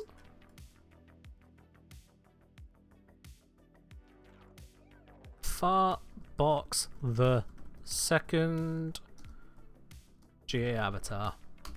Cool. Right then, that will be implemented, if not for next stream, certainly by Wednesday's stream. So I'll get that put into the program there for you, Fartbox. You'll have access to that. Do you want that one to be public or private? He says, sorry. All good there, Fartbox, all good. If one pops onto stream, one can expect to have at least a little bit of ribbing when unable to aim in a straight line. And you want those to be public. Okay, cool. I will update that file. Noted as to be made public. Perfect. Yep, that's all done then. Once again, thank you very much for your contributions to the charity drive that we had last month. Much appreciated. And yeah, you've seen an email, all the other bits and pieces to go with your postcard as well. You already know what's up on that. Okay, okay. From Yobama, is galvanized steel significantly better than sacrificial steel? Largely, yes. Largely.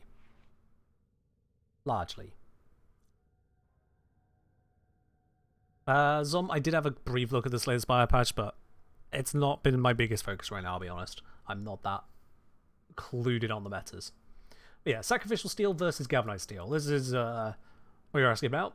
Galvanized steel, 110% crit chance or 220 on heavy attack, whereas this is 220 already, 440 on heavy attack, and it goes even higher if used with sacrificial pressure. So that is a lot of critical chance. A lot more than what this has to offer. But this also offers critical damage. And critical damage is a very big deal for two reasons in particular. Number one, it's going to multiply with your big crit chance. If you have a lot of crit chance and not a lot of crit damage, it's a waste of your crit chance. But having a small bit of crit and a boost to your crit damage, the two multiply up into an overall bigger value more of the time. But the second reason is this mod right here, Blood Rush. Grants you up to 440% critical chance on the majority of melee weapons. 480, I think. Oh wait, no, they limited it on Venka Prime, so it doesn't work there, I think. So yeah, call it 440. 440% on the vast majority of weapons. Which means that sacrificial steel, yeah, it can get up to 440 on the heavy attack. This works at all times. But this one's still going to apply the 110 or 220 if you're heavy attacking, alongside this, and then the crit damage on this also benefits Blood Rush.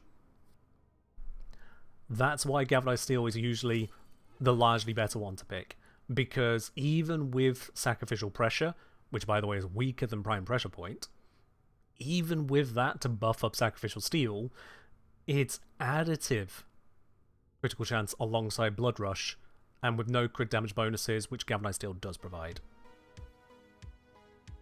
So yeah, there are circumstances where the full sacrificial set can be better. As Zom's pointing out, if you get your critical damage elsewhere, then the math goes the other way, because now you've got even more crit damage to add with. But it really does largely just come down to, do you want to have more crit chance, less crit damage, or more crit damage, less crit chance? Largely, because of how modding exists, largely this is the better answer. Your mama says, for Zora, shouldn't sacrificial steel be better? Not enough information to say so. Not enough information. Like Zom just pointed out, you could be having the critical damage mod from your companion. You could be using Blood Rush on that build. You could be using some other setup.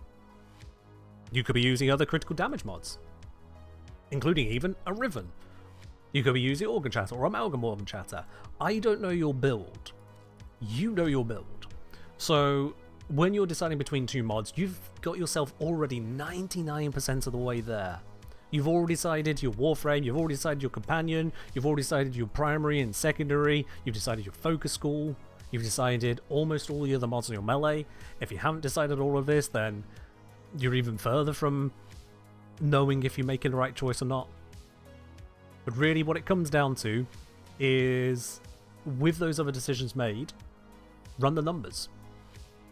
The numbers in this case are just going to be the crit values. Everything else doesn't matter. Just the crit values. And do you get more crit out of galvanized steel, or do you get more out of sacrificial steel? If you would change more than one mod as a result of changing that mod, then compare the wider changes, like switching from prime pressure point to sacrificial pressure. The answer is never going to be a clear-cut yes or no for something like this, because if it was a clear-cut yes or no, the conversation wouldn't even happen in the first place. You know, things like, oh, should I replace galvanized steel with an unranked maiming strike? No one's asking that question. No one is.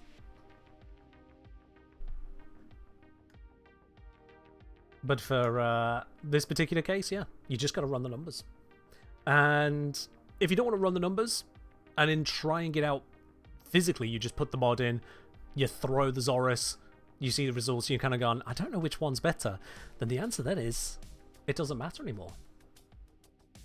If you try it out, having run the numbers, you're not sure of the results, you try it out and you're not sure of the results, then they're both as good as each other at that point. What does 10% matter if you're already doing enough? So yeah, one way or the other, whether you run the numbers or run the missions, that should give you the answer you're looking for. Let's not throw some numbers out there as a confirmation for someone who's not shared their build, please.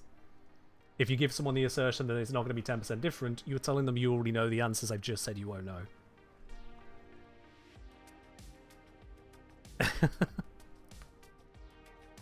From Ladylocks, when you transmute gold mods, if I'm trying to get a gold mod... Sorry, when you transmute mods, if I'm trying to get gold, do all mods have to be gold?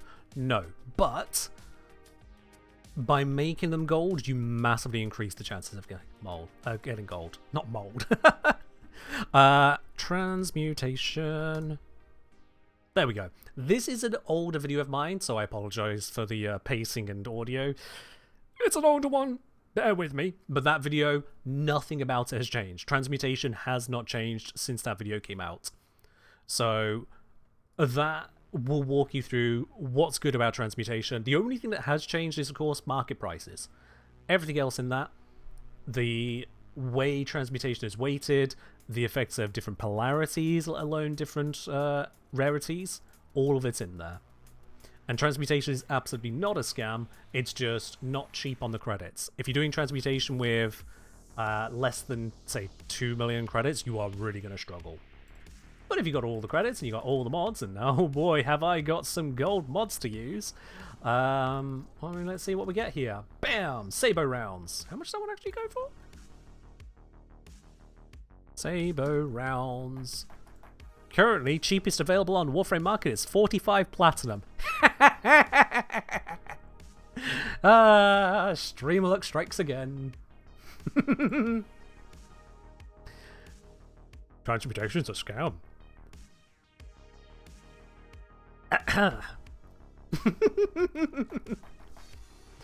Oh. I mean, I've done that on stream probably a dozen times since the transmutation video. For about a dozen times over, I've had someone come in just out of nowhere. Oh, what about transmutation? I've gone, here's a demonstration. Every other time, I have got an absolute crap. I will be very honest with you. Every other time, but this one time. One time works every time. God, could you imagine if that was Bite, though? When they just said they were looking to get the Bite mod. Oh. Yeah. Yomo saying, my friend runs all 3 galvanized mods on Zorus. Is he dumb or a genius? Well, what's on my Zorus? Galvanize, galvanize, galvanize. Your mama, your friend, might be a genius. If there's only those 2 options, well, we're not gonna call me dumb now, are we?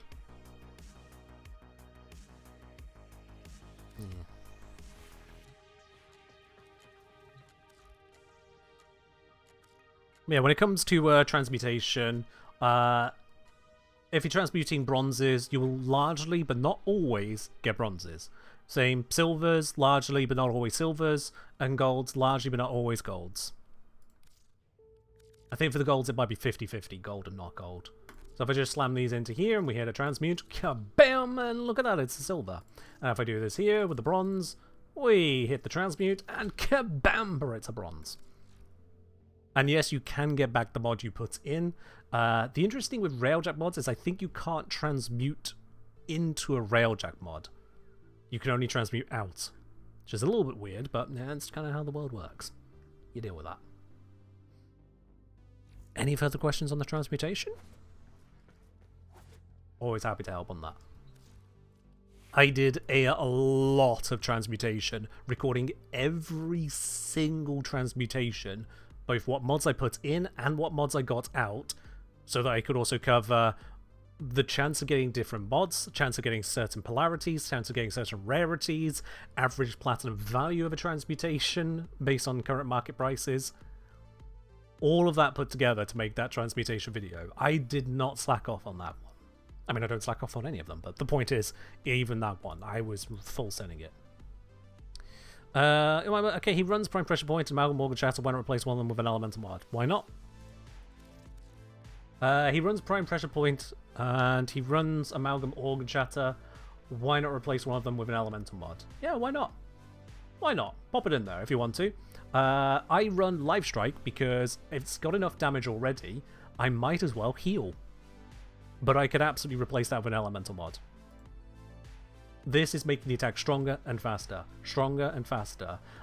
Much greater radius. This is making them much more powerful. This is making them deal not only more damage, but also more likely to have the status behind, dealing the damage on top of it. But mostly it's for the more status damage. This is making them just more powerful. It all comes together. Wouldn't Reach be good? Absolutely not. Reach is for melee range, not explosion radius. This is for explosion radius. So if you're taking a glaive, which granted has an absolutely diabolical range of 1.3, yeah, you don't want to be chopping with a glaive. That is not how you use it. Absolutely not. I demonstrated in a melee comparison video way long ago that using glaives as a melee weapon is a terrible idea.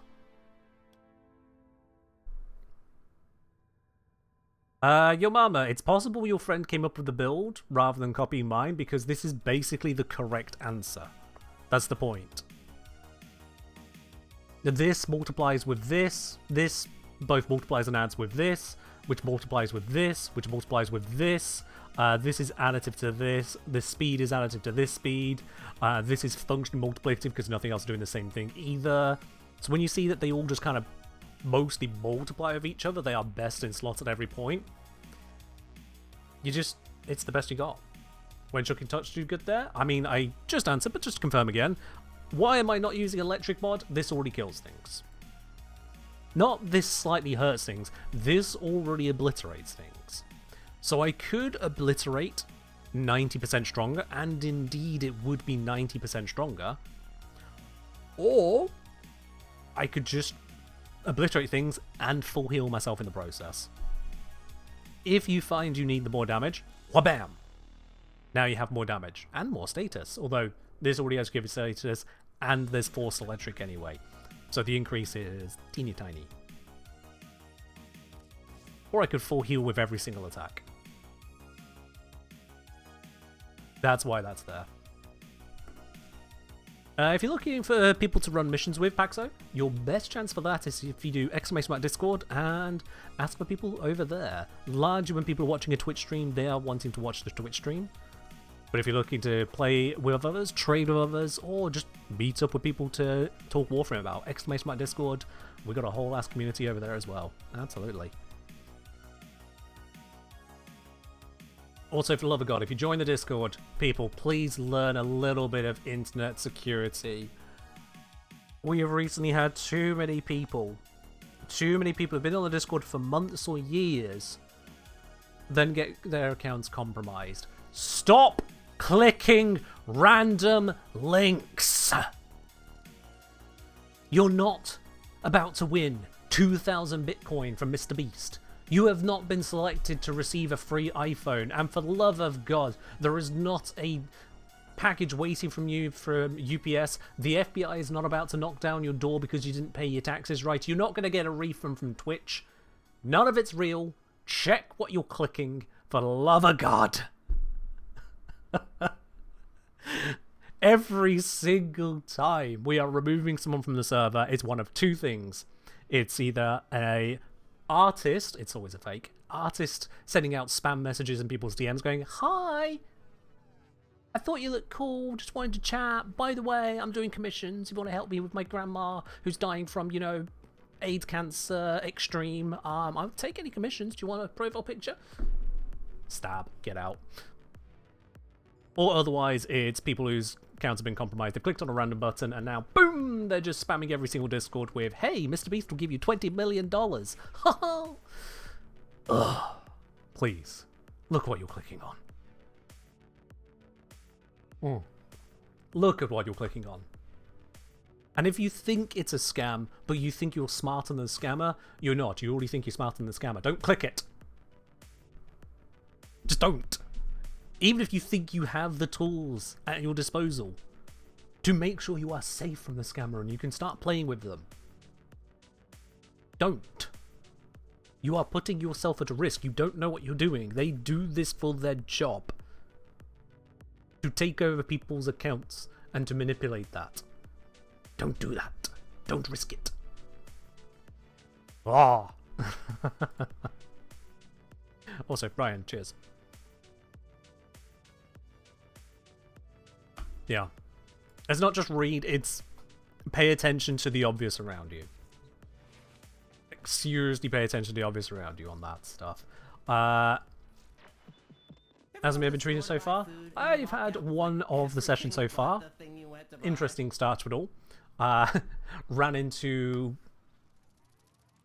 Nope, actually I don't want to go into details. I want everyone to experience it at their own pace. It's too early. No spoilers on that one. Enjoy what Amir has set up with Fables and Frontiers, yeah. I'm sure we'll each have very different experiences. Let's, bash out one of these. You know what? When's the last time I did an Extra Cell? Let's bash that out real quick. One of my least favorite tunes. Yep. The Sound of Silence.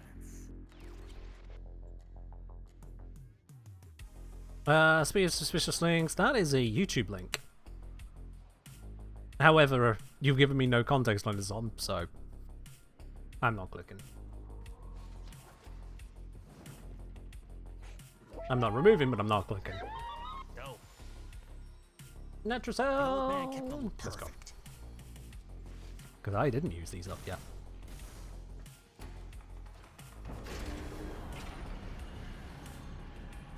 But yeah, I've had friends and family members fall for honestly obvious scams or obvious bullshit where in hindsight they realize, oh no, but in the moment they just completely fell for it. The three that I remember in particular, one of them, there was just scam link going around on Facebook, and of course the way it worked, the way it propagated, is that by clicking onto it, you'd the person would then basically go onto a site that would steal their login credentials or their login token, giving that scammer access to the person's Facebook account, and then they spread it from there. So a friend popped up of, whoa, I didn't expect you to be in this video, link. Right. You don't message me like that. We don't just talk like that. Like, they've been compromised. Let me ask their brother real quick. Sure enough, yeah. They've been compromised. And it's paying attention, like, why would someone send you a link to a supposed video that's not on YouTube or Instagram or TikTok? Yeah, think about where you're going. Look at the link. In another case, I'm going to call out one of my brothers here, unfortunately. One of my brothers had a text coming through saying that their PayPal account was going to be shut down because of suspicious activity and possibly fraud. And they're like, no, please don't shut down my PayPal account, I need that. And so they ignored all sanity and immediately followed through the link in the text message to try and rescue their PayPal account. Because of course it's really important, it's their PayPal account. Nope, wasn't real, wasn't PayPal at all. I also got the same message, but I went onto PayPal instead of clicking the link in the text message. I went, oh look, there's absolutely nothing on here from PayPal suggesting there's any kind of issue. Let's see if anyone else is receiving this weird random text. Oh yes, many other people are. What's Surge Xmas? I have yet to experience one. We'll find out, I'm sure.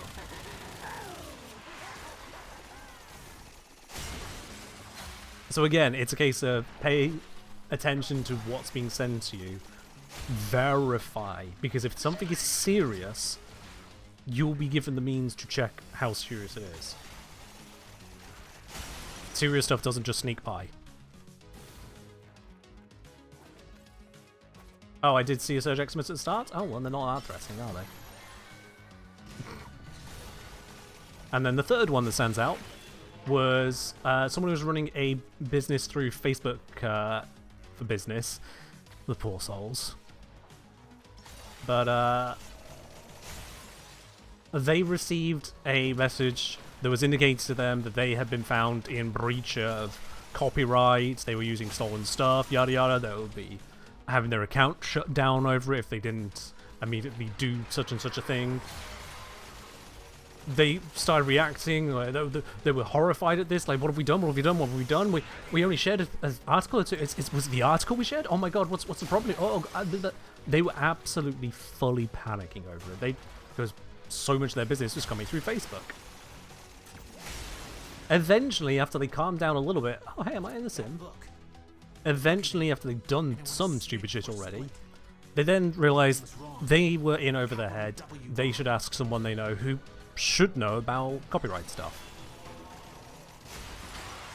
And so they reached out to me.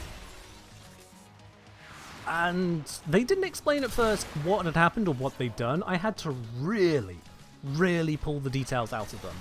Because I think by the time they decided to reach out to me, the one person who was in charge of handling it all had started to realize he'd kind of fucked up.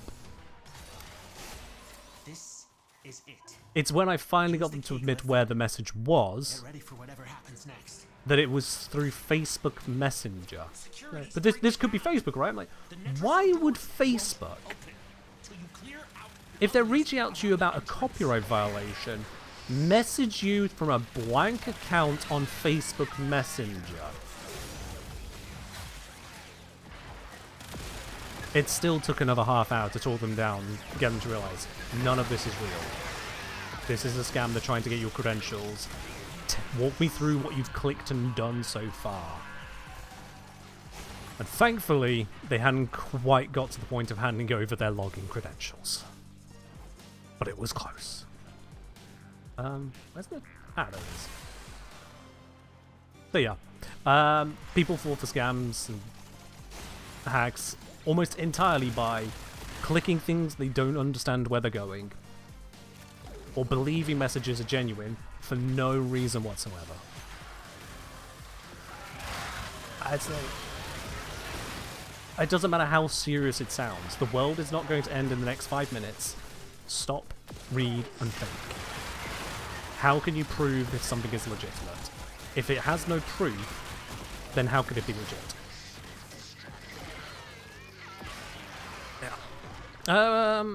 From Lady Lux, I probably get asked this a lot, but why do people not like Lavos? Oh, what?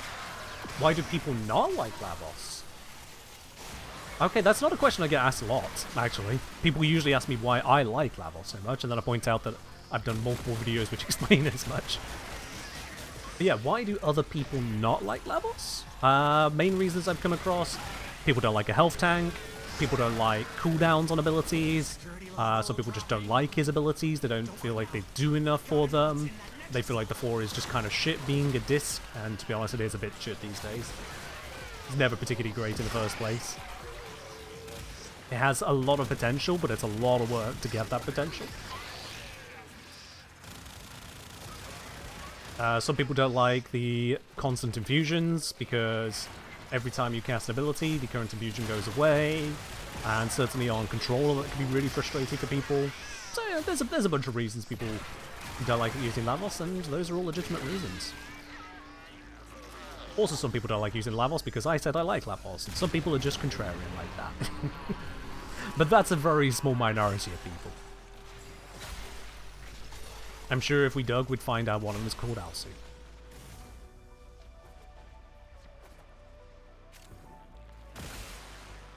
It's all good.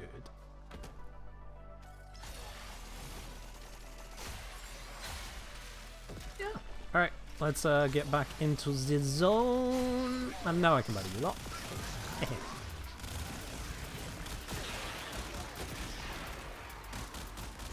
But yeah, I've got a handful of reasons to like Lavos, most of which is just he's a comfy frame to play. Effective, resilient, mobile. Doesn't require me to do over flashy combos just to get the power out of him, but he does also have power that I can utilize on demand that is frankly more than a little bit effective. His augments have really amplified what he can do, certainly Venus Formation and Swift Bite. Without those, he is much, much worse. No doubt about it. But even with a base Lavos, no augments, there's still plenty to be had from him. It's just about using him for his use cases, and not using him for where he's not good.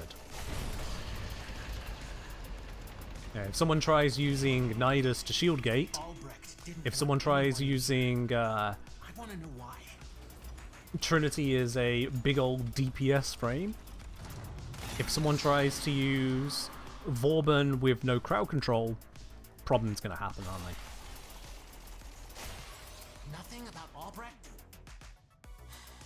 Okay. Next time.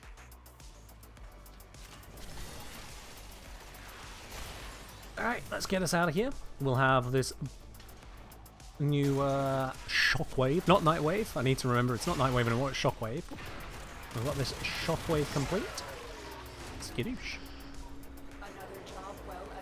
And really as simple as that. Oh, look at that. Crimson Archon Shard as well. Well, that's an absolute win. Let's mention Lavos' real good Railjack captain. Oh, yes. Speaking of Railjack, I think, not certain on this, but I think I've finally figured out the precise spot of the Corpus cruise ship weak spot. The problem is, so many things get in the way of verifying it that largely it's kind of hard to pull off, and you're just better off boarding the ship and tearing it apart from the inside. But I think I have it figured. Let's go to one of the hardiest out there. Let's go for the Survivor one, because I think this also spawns more cruise ships. We'll see in a moment if I'm correct on that.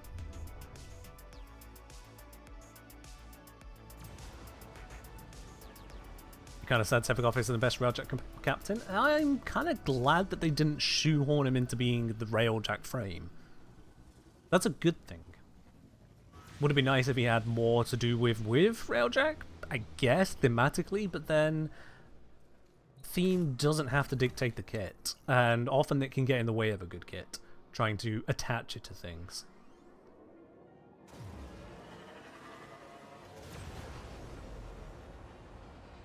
Let's face it, just because he is attached to a Railjack quest doesn't mean he was the best possible pilot. He was the best at his job, but doesn't make him the best Railjack pilot, and someone else could have been better, they just went down a different life. Anyway, let's do this. First of all, let's disable everything. There we go. Let's get rid of that drone. There we go. Let's get rid of the shield arrays. There we go. Oh, and let's get these lot to defending, because that's going to be really, really needed in about 5 seconds. And let's cloak the ship, so I take a lot less damage as well. We have been boarded. This is our home. Defend Okay. So, ram sleds. let's stop that there. We need to make sure those shields are gone. There we go. Put a Shadow Burst on it to keep those shields down, because I'm solo. And I believe I'm at the wrong angle, because it's a very narrow spot right in there. Oh, there it is. Good. I did have enough view of the vent. The enemy highlight doesn't help too well. And there is the one shot. And we've been boarded. And we've been double boarded. That's not going to be good for the health of my crew. Uh-oh. We'll see if all three of them go down. I've got to dodge this thing, because this is very heavy DPS. Like, if I sit in the beam, look at the damage that does to me. Oh! But as soon as you move just a little bit, it misses you entirely. It is an anti-stationary attack, and unfortunately, if you're solo, you kind of need to do that because your crew are busy elsewhere. Anyway, let's cause the next cruise ship to spawn. The only way to do that is to destroy all remaining security nodes. That should do the trick. There we go. Oh, Corpus Marines. I also took enough damage from everything else. That's annoying. And engage them hand to hand. We're going to need to wait for that to get fixed, and then I can do this. The enemy have called in a cruise ship. Situation. Yep, I can see the cruise ship over there. Yep. Breach. I can at least take off the shield generators whilst I'm here. Frame integrity. There we go. Super shield generators are offline. Let's take the drone offline. Oop, there goes the drone. Stun it. Void Cloak is available, but we're going to take lethal damage anyway because the Cyclops array was fucking fine. There is nothing you can do about the Cyclops array, so like the best I could possibly do is put a guy on pilot, but then he's going to fly away from the clean shot. So you're just going to have to tank it. Anyway, let's make sure those shields are offline. Shatterburst to keep them offline. And then... boom. I have it. It is that combination of making sure their shields stay actually offline, on top of also hitting the exact correct vent. Which is a lot. Why is someone saving your life? There we go. He actually did it before I could. They can revive in like 2 seconds, by the way. Someone in there? Oh, hi. Have I updated any fashions the Axis Signal Slider? No, I haven't. It's been in the game for a very short amount of time, and I am not a fashion-focused person. I don't have any plans to use that right now. Anyway, I have no intention of actually playing out this mission from this point, but I think that demonstrates that I have got the answer to one-shotting the Corpus cruise ships every time. That is not a nice setup. It is such a small hitbox. If they turn the ship away from you being behind them, you can't hit it anymore. So you want to have them stunned, you need to keep the DPS on them to stop them regenerating their shields. That's Shatterburst if you're solo, because whilst you're charging the big gun, you're not using the side guns. And you don't want the NPC crew using the side guns because you'll be constantly bloody boarded on this mission. Or all of the Corpus missions. It's nothing like the Grenadier one. So much more incoming damage. And as you can see, the ship's about to go down again. Yep. Where is the Corpus ship? I can't actually see it from here.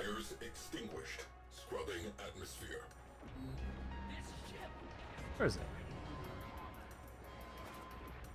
Darn, it must be out of my view. There it is. No, that's a priority target. There it is. But yeah, this thing keeps on activating the Cyclops array on the top, and solo you just can't handle that and deal with cruise ships, and it fires so frequently. It's just so much to work against. Plus all the other damage, plus all the torpedoes. The fighters that endlessly spawn for 15 minutes. Yo, Eldritch Bomb, thank you very much for the raid on into the channel here. Much appreciated. I hope you found yourself a wonderful stream. And thanks for bringing your viewers by. Yeah, this is a toughie of a mission. The constant damage from these cannons over here. And those cannons are not... Well, first of all, I gotta kill this thing to get out of my way. There we go. These cannons are not weak. And you can see the number of hits it's taking. It's still alive. That ship is nothing without its crew. Let's get up close so the spread is no longer ruining me there. Here we go. Now I might be able to kill this one. You see the DPS on that? Just to take one cannon battery off of this entire obelisk. And it's got one there and there and there and there and there and there and there and there and there. On top of the Cyclops array, on top of the fighters, on top of the torpedoes, on top of the boarding craft. And the hitbox isn't perfect.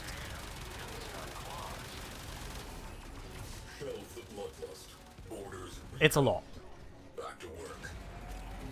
Oh, there it is. Yep, Cyclops array.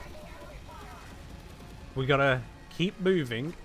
If I stay in those beams for more than a moment, it absolutely cooks the ship.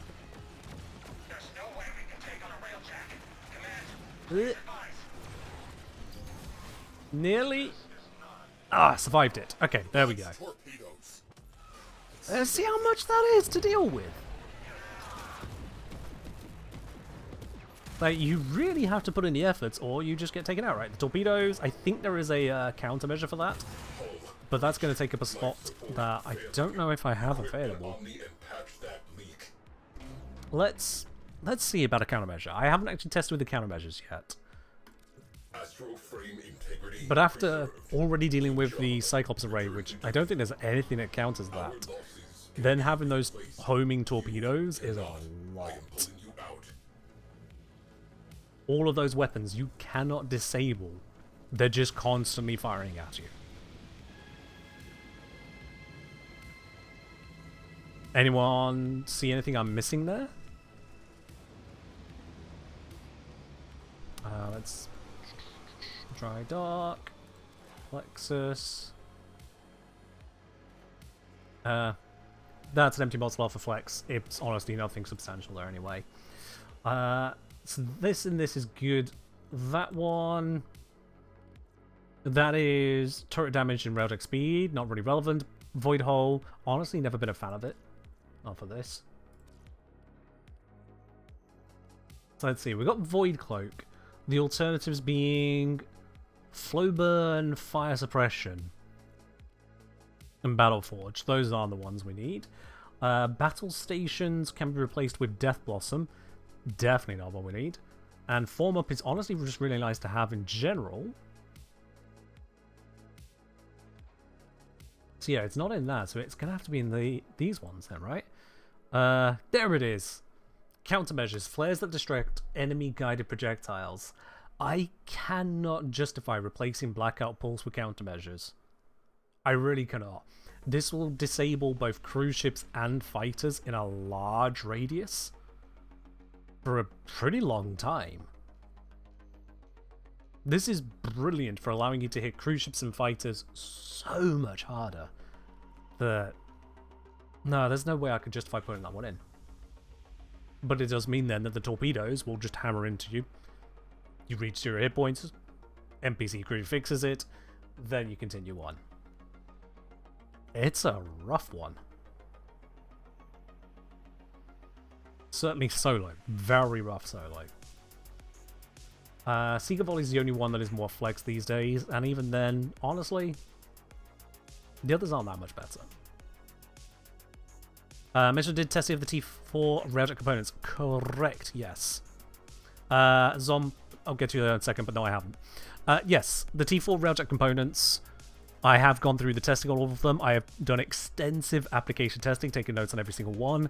I've done the DPS calculations, both unmodded and modest modding, like minimum turret requirements modding, both to compare not only T3 to T4, but then T3 to T4 modded and T3 modded to T4 unmodded to show the sheer impact of mods, which by the way is a lot. All of that I'm putting together into a full Steel Path Railjet guide. I've got basically 99% of the script for that done, and so it's a case of composing it next week. I would have done more this week, but I have been out of sorts. More a little bit. This heat and my own sleeping pattern has not been working together very well. I will be honest with you. There. Oh, that's on its way. From Absolute, does the old post on Reddit still follow the same? Does the old post on Reddit? I don't usually post guides to Reddit, and by usually I mean I don't. But what are you referring to that I should know about?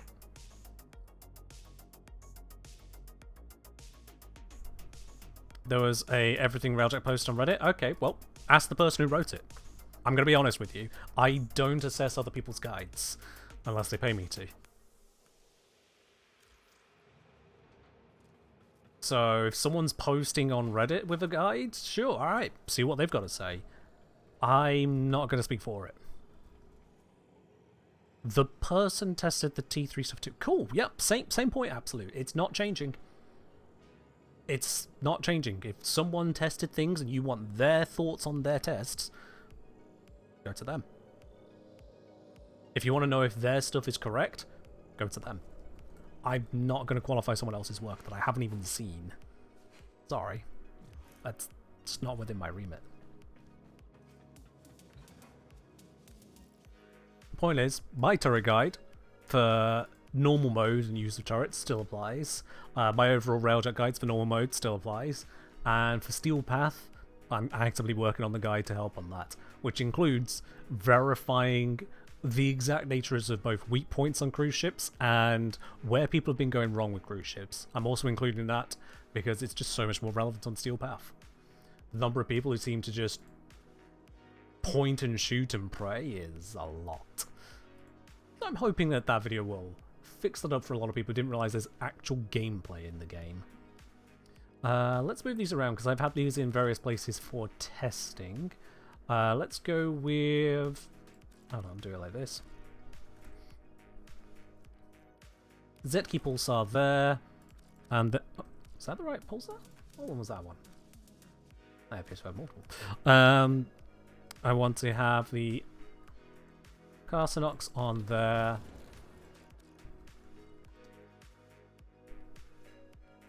Ah, okay. I apparently have two Zetki pulsar Mark IVs. That happens.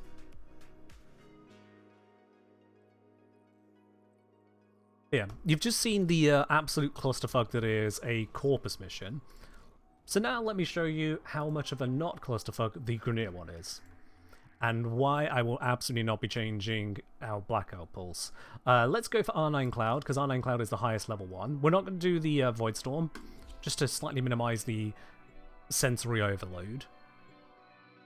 Let's just focus on the mission here. And you'll see that Grineer ones are also vastly easier for testing. Vastly easier. Corpus will spawn fighters pretty much endlessly for about 15 minutes, something like that. Might be a bit more, might be a bit less, not my focus. Cruise ships are much more limited in the Corpus. Grineer, it's much more standardized. So let's first of all get these lot on defense. We want to see my stuff. Blackout Pulse. All of these fighters are now stunned. There's not a damn thing they can do now. You see how you can just absolutely tear them apart, one by one. They have no control now. Oh, gotta shoot past the flak shield. Come on, get the aim. And we'll just restun everything as I see some are starting to move again. This is an Outrider, so we need to hit in the correct spot, which is just underneath the belly right here. Why is aiming just underneath the ship the correct place to hit it? I don't know, it's just where it is. Nope, that's destroyed a weak spot. We'll shoot somewhere else. There we go. Let's again stun everything because I spent a long time killing that. Oh look, a Mark IV gun. Electrical fire. Shield strength. Kneecap. Uh-oh. Shield strength. And that's fixed, nice. You can see I can lock onto stuff as I move.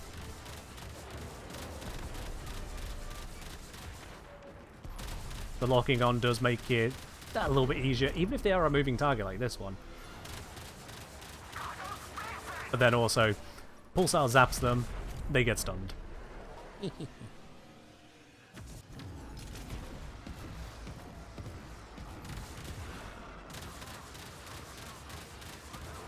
This is much less hectic than dealing with the Corpus mission, because we don't have an immortal obelisk firing super weapons at us. Oh, looks like we got a cruise ship on field. That's a little bit more to work with. Cheers, Atlas. Yeah, I'm currently using the Pulsar, which is a hit scan, so it's very easy to utilize. Stun the cruise ship. Because of the healing bubble and because I'm dealing damage to it, I can see that it's got no defensive shield on it. And so with that done, let's just park ourselves here.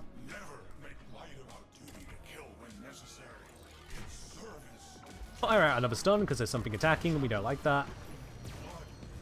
And you see that nice full health cruise ship over there? Yeah, it's gone. It's as easy as that. This is the highest level mission in the entirety of Steel Path Railjack. sans adding in a relic fisher. So we're 10 levels off the max just to make it so we can see what's going on. Because by God, does it become visually noisy otherwise. And why am I not using Seeker Volley at this point? See their hit point bars? Watch this. Yes, much damage. So wow.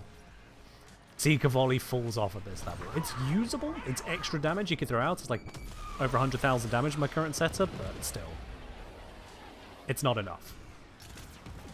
Where we can just stun everything and then just, well, pick them off. Yep, they're just stuck drifting. Although I think that one avoided the stun. Hold on here. Lock on. Dead.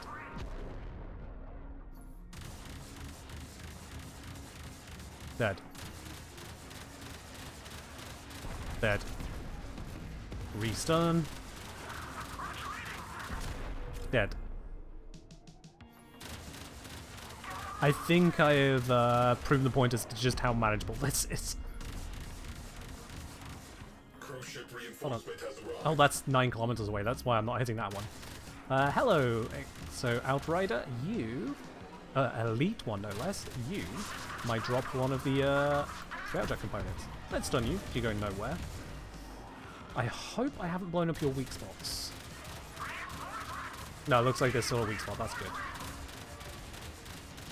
There is what I consider a bug with the Elite Outriders.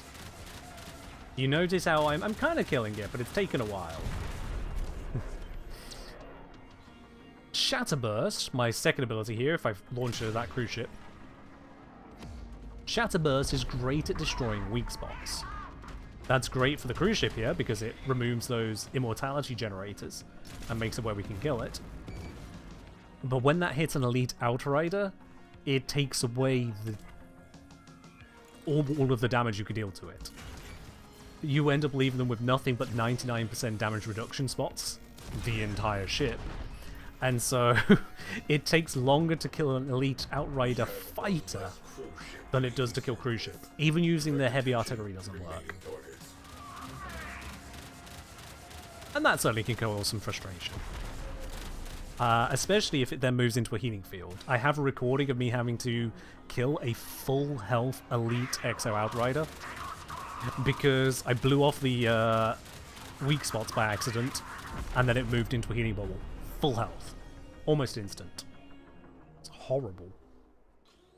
I just had to let it live whilst I dealt with the cruise ships and then kill the Outrider. Alright, cutter. Let's just stop them doing that evasive maneuver. Thank you very much. Easy. That spinning it's doing, it's not trying to dodge, that's the electrical proc. That's actually causing it to fail. You can hit the side of the engines, not the glow bits. Fun fact, let me demonstrate the exact worst thing to do. This is a stunned cruise ship. Let's shoot out that engine. Oh, it's not stunned anymore. Let me fix that. Stun. Yep, this cruise ship is going nowhere, and I've even destroyed the top engine. Surely this thing is nearly dead. I mean, its hit points might say it's really healthy, but yeah, we know it's really dead. I've run out of dome charges. 1 second. That's embarrassing. Starting with 2 dome charges really sucks. And I picked up no titanium because I forgot to pop an asteroid at the start. Fuck's sake. I don't like this mechanic at all. We'll get back to this test right after these messages. Where's all the asteroid debris? Do you have my stuff? You don't, but I'm going to kill you anyway, because screw you.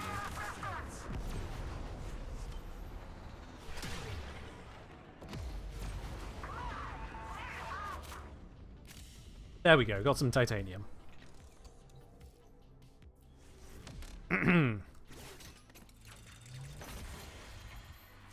Stupid mechanic. Anyway. Now let's go back over here and continue doing the game.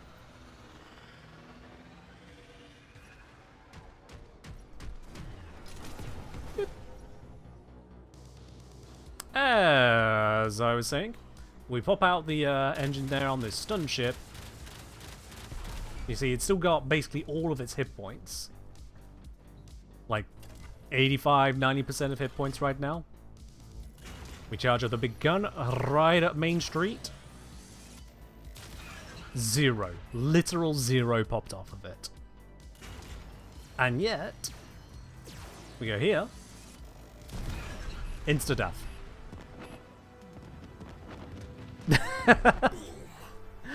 It is that much of a difference. The big engine on the top looks like a weak spot, but it is objectively the worst place to shoot it. Now, it's been a while since I've tested. What happens if I shoot it whilst it's not blown out? I don't recommend this because there's every risk of NPC crew or players shoot the engine whilst you're charging up and then it all goes wrong. Oh, it looks like it's still at the shield. There we go. That's fixed. So yeah, top engine is still there. Not a kill. Not a kill. Always, always, always sides. The top engine did a lot, but not enough. And now I'm out of dome charges. Let me go hit the refresh.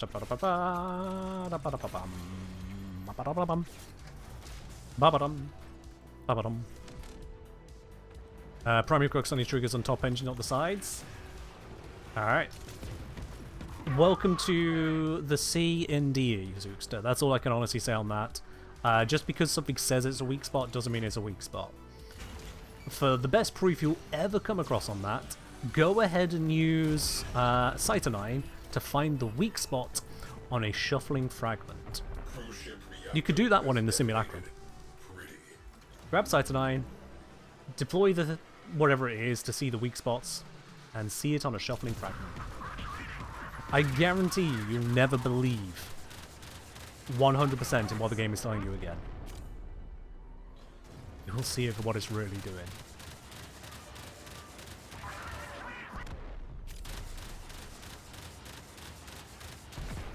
Okay. And these fighters, surgically disassembled, quite frankly.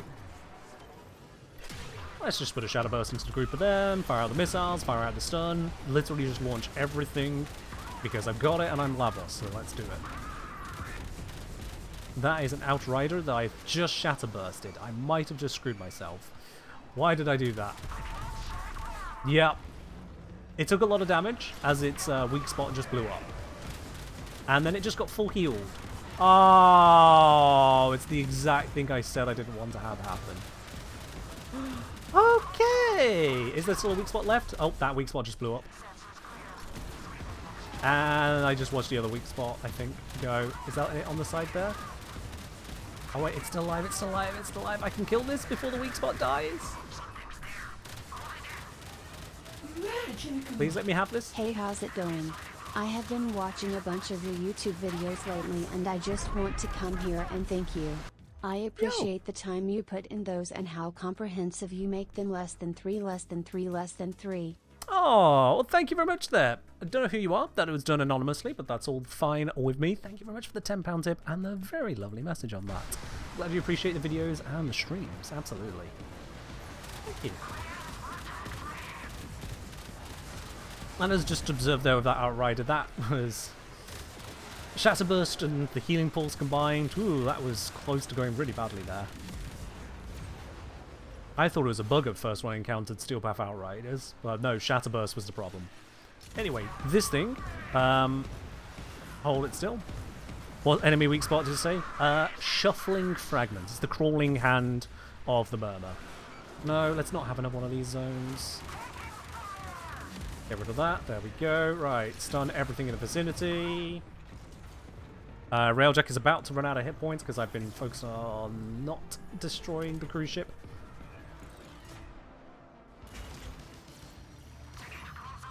So you see, nearly full hit points. Engine. Instant one shot every time. Scratch one cruise ship. That's a neat part, Hellfang.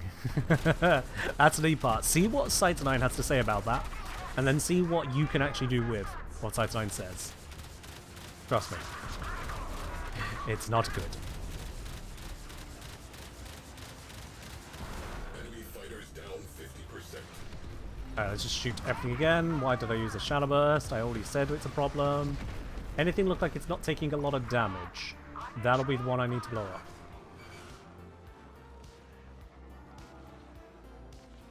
Oh, I think we're actually out of Outriders at the moment. That's fine. Alright, missiles.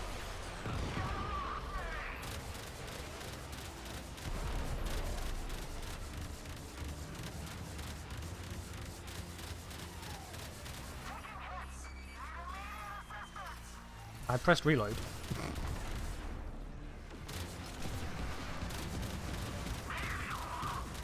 As you can see, Blackout Pulse is very, very effective at stopping them from being any kind of real threat. We can just continuously fire on them one by one. They can't go anywhere. They can't threaten us. Is it easy mode? Yeah, pretty much. That's the point of my setup. I'm making it as easy as possible. Let's bring the crew back in to fight. Now I've demonstrated the main strategy here, the core of the setup. Now let's have the NPC crew join in. Fire everything, because again, Lavos, I can. Right, 52 fighters, 53 fighters dead, 54. Nope, there was an Outrider here. Darn, that one's got the massive damage reduction, but we'll kill it eventually. That's 55. 56, 57, 58. I can hear my crew firing, I think. Oh, they're probably firing at something that has a shield up. There we go, 59. They've hit something correctly now.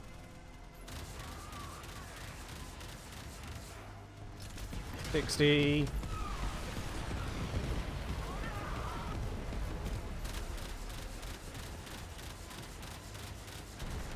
62. They got one whilst I wasn't looking. Let's get around that healing field. Stun the cruise ship.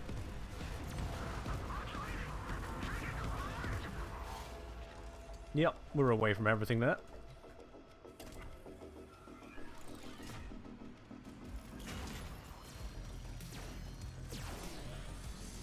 And you can hit anywhere on the engine, really. Anywhere on that pod works. Oops, wrong button.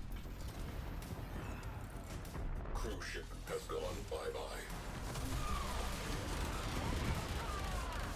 Let's get rid of that healing field. Is there another cruise ship nearby? Yep, let's deal with you before you kill me. It's stunned. It's taking damage, so it's got no shield generator. We just go in for the kill. Have I got a dome charge? UI has finally shown for it. Yes, and now no. For the last cruise ship, I need one more dome charge. Darn it. We had one less cruise ship to be concerned. So much for my chance of saving dome charges, eh? I've tested it. I can't find any verifiable issue with it. It just... Man, do you feel the troughs of when it doesn't activate for a while? You can really go dry on that one.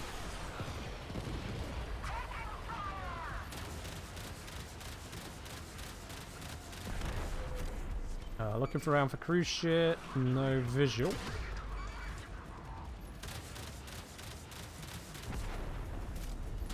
We'll just keep taking out these.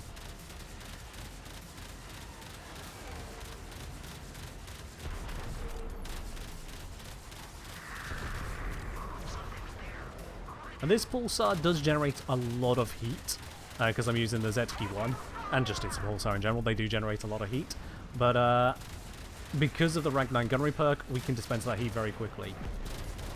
If you're onto Steel Path Railjack, I have to presume you've earned at least rank 9 gunnery. If you're going on to Steel Path and you haven't even achieved that, frankly, put in a bit more work, honestly. You wouldn't go on to Steel Path missions of the star chart with the same Excalibur you're using to take on a level 30 mission. You'd upgrade. No different here. I'm curious, because I don't remember the results of my own test. If I shoot out that and then hit this... Now, it has taken a lot of damage from... Actually, never mind that. I need these guys not affecting the test. Let's wait for the status box on that to go. Because at the moment it's got a bunch of slash and puncture, which actually makes it a lot weaker to damage.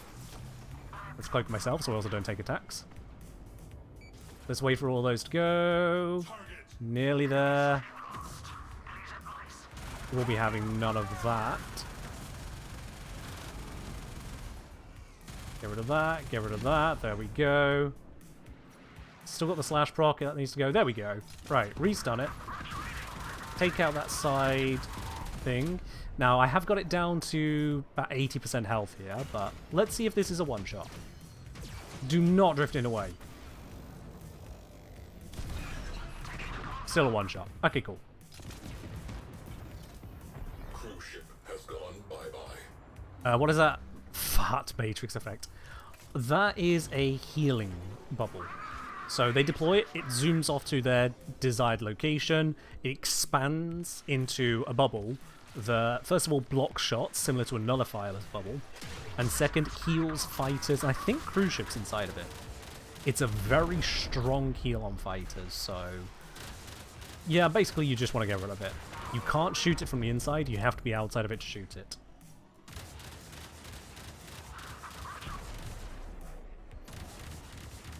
Well, I'm glad that satisfied you some. Oh, yep, here's another Outrider where I popped the weak spots on it. God darn it. I consider that a bug. The weak spots can vanish on something, and despite all 3 of its weak spots destroyed, it's still alive. You can't convince me that's not a bug. Hey, Mark 4 gun. Yeah, you cannot convince me that's not a bug.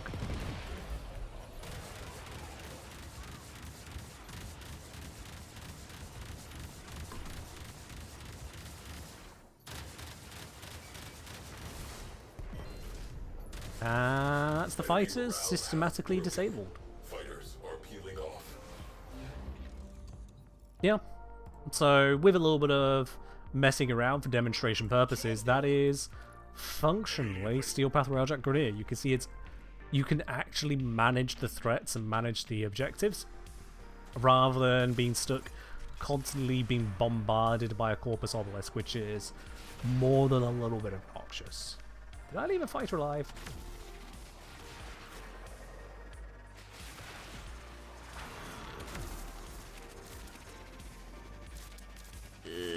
Why have I got the Cortege equipped?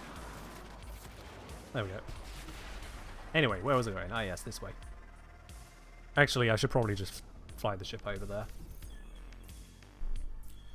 Weak spots in this game are bloody weird. Oh, yes. Yes, they are.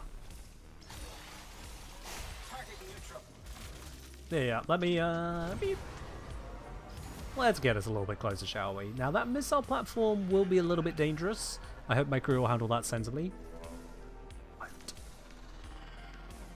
Also don't like how this ship just slows down after a moment of boosting.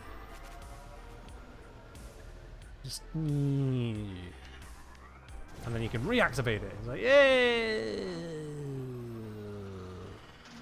Unwelcome visitors inbound. Let's get rid of that. Prepare to repel. Get rid of that. That should be enough. Never mind, never mind. We'll stun them and kill them. There we go. Right, no more borders. Cool. Arcwing slingshot. Launch to objective. The barrel. Target. Oh.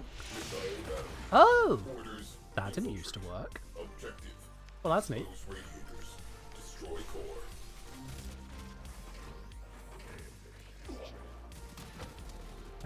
Yep. Hull breach. Immediate repair Yep. required. There's the hull breach. That was always going to happen. There it is. Unfortunately, the missile platform in this mission does do a hell of a lot of damage. One down. And the NPC crew just don't know how to handle that. The correct answer is be 6 kilometers away. Everything that is inside this ship. But they don't know that. Outside this ship. And there's no way to tell them it. So they just fix the ship. Crew, crash that radiator. That is the entirety of it. They just fix the ship. Mission continues. That is why I'm trying to take this out Destroy the first. core. Now. Because we are taking an absolute barrack. There it is again. Components marked. Destroy them. That should stop further missile barrages, if I recall correctly, although general attacks will still happen. With missile batteries, they are packed with explosives. Cook off gutted the place. Alright, Moving on. let's get ready to launch to the next location. I'm trusting crew to fix what is broken. Repressurizing.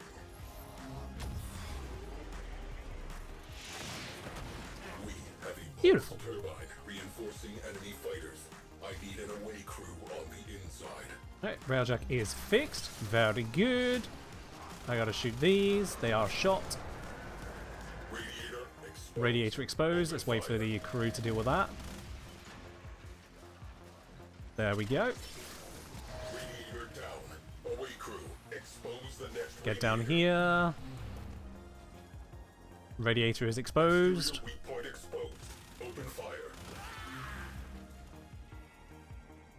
And pop. Opportunity. Core is exposed.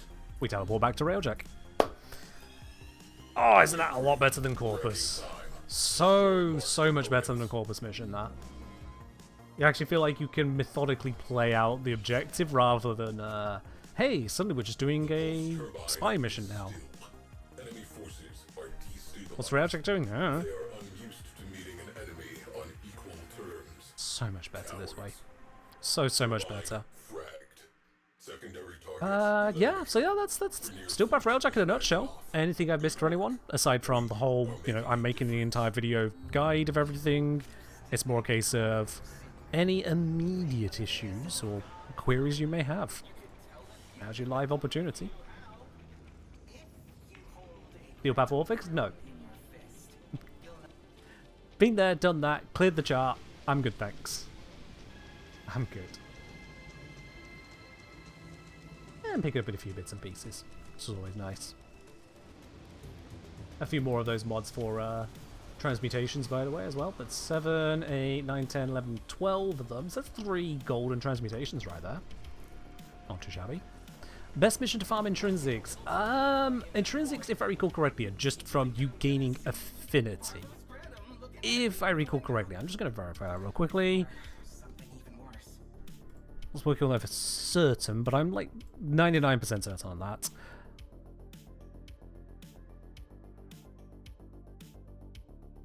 Yeah, mechanics, blah, blah, blah. Yes, each intrinsic point requires 1,000 affinity. 1/10 affinity earned only goes into intrinsic gain, and that can be earned through a variety of activities, and affinity range is, you know, infinite. You'll get chunks of affinity for things like fixing hull breaches, and fixing hull ruptures, that sort of thing, but to be honest, those are just objective XPs, they're not very good. Actual affinity is the way. So for actual affinity, your best option on that is honestly Corpus Survival. I'd say that'd be the one to go for, the Corpus Survival. Because when you're in Corpus Survival, you're just in a survival mission, Corpus swarm you, you get to just kind of mow them all down. Shoot, shoot, shoot, blast through the groups of them, affinity go burr, intrinsic should also go burr. That's pretty much the crux of it.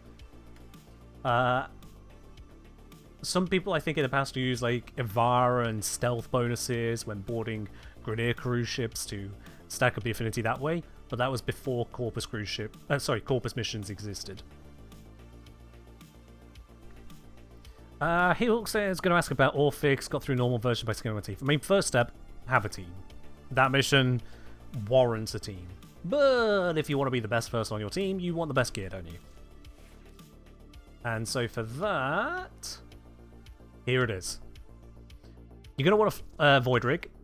Check out my Void Rig guide on modding up a Void Rig. Best way to implement your formers to get the full value out of it. But basically, you want a Void Rig. It's the better one. Let's be real. Other people disagree with me. They're welcome to disagree and prove it in their own videos. Void Rig's the better one. Fluctus is amazing because it has infinite punch through. Not very high, not quite a bit. Literally, it says infinity. So you grab yourself Fluctus, and modding like this worked out quite fine for me.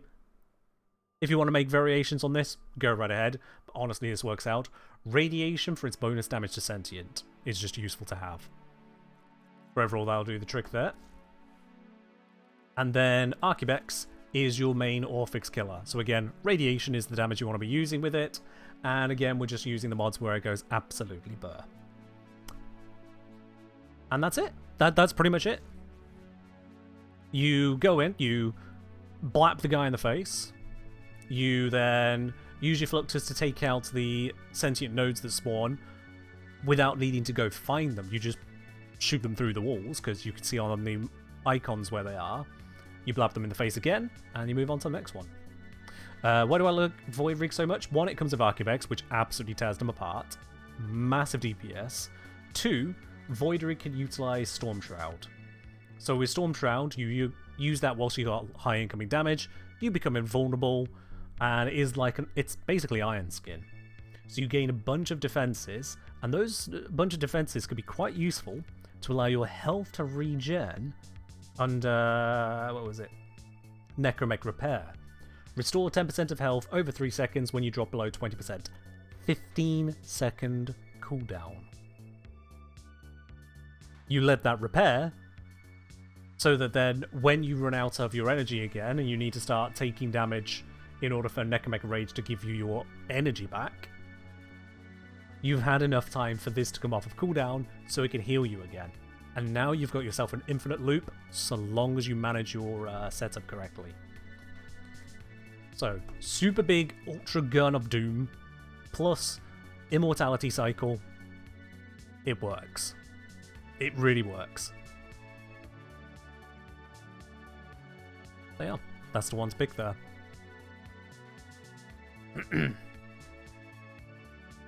Also, Zom, I never actually answered your question from earlier. It's just, I very briefly told you it didn't happen the way it looked to you.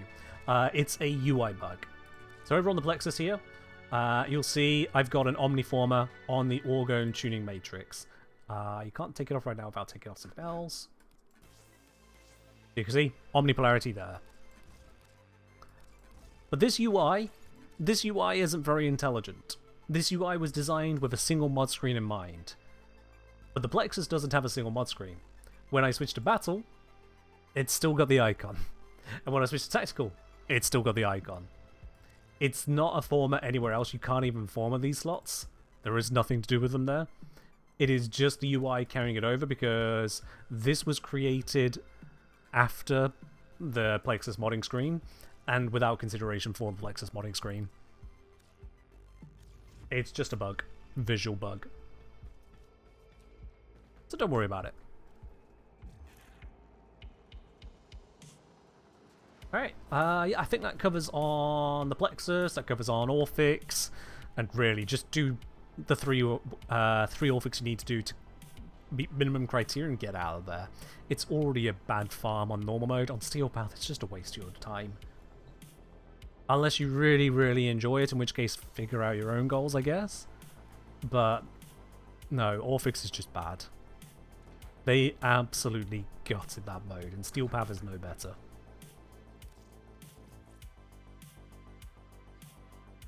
But yeah, so for the upcoming guide, I'm putting together 4 Steel Path Railjack. I go over, the differences in the cruise ships, how to take down the Grenadier ones, how to take down the Corpus ones. Verified some of those effects right here today. I go over the fighters, the hit point scaling as a result of Steel Path, the impact it means for your Seeker Volley, which is usually what I've recommended, but doesn't work so well on Steel Path, and thus how turrets come into consideration. And then I go into the turrets, how you get the Mark IVs, how good they are, and what you really need to be doing to do more than just get Mark IV, because Mark IV isn't the answer any more than equip a Incarnate is an answer. Because as much as, you know, a build like this goes absolutely hard, this build doesn't go anywhere near as hard. This build is terrible compared to that one. As I'm saying, do you find room for the Railjack speed mods? Good question. So this flex slot is the one I've got open, which you can use for a speed mod, or if you wanted to, you could use it on the Revo Reducer, You got that flex there. Now, some of this is also flex in other ways. If you are never going to be the forward artillery person, take this off. You don't need it. Defensive fire for the extra maximum shields per enemy killed, I still think is a good idea, but if you don't want to have that, there's a flex you can put on something else. The extra turret damage per enemy destroyed for 8 seconds. Excuse me. 8 seconds is a short amount of time, so again, if you're methodically going through stuff and bit by bit, you might want to skip that one. Completely valid. But Predator, Section Density, Turret Velocity, and Hyperstrike, those ones I say, don't mess around, you want these ones. You do want all of those. Even on your hit scan weapons, the extra range is still worth it. So, have all of those. But this one to an extent, they are your flexes, and that's where you could indeed go for the Railjack speed. So, Iron Burn for the boost speed, Conic Nozzle for general speed, and then Cruising Speed if you want extra speed when no enemies are nearby. Bear in mind, even enemy turrets, I think, interfere with this. It's a bit of a shaky one, that one. And otherwise, if you're going to be running with a full squad, Rev Reducer because, well, someone's going to have to do the repairs, and how many players do you trust to repair the ship? I don't. So, that's my biggest recommendation for the flex is, if you're going to be running with players, get ready to do some repairs. Someone else is going to run out of Revo on the first repair and then just be like, now what? Plan ahead. I think that's going to cover on that side of things, isn't it? Yeah. Have we actually gone through an entire stream goal with, even with distractions? No.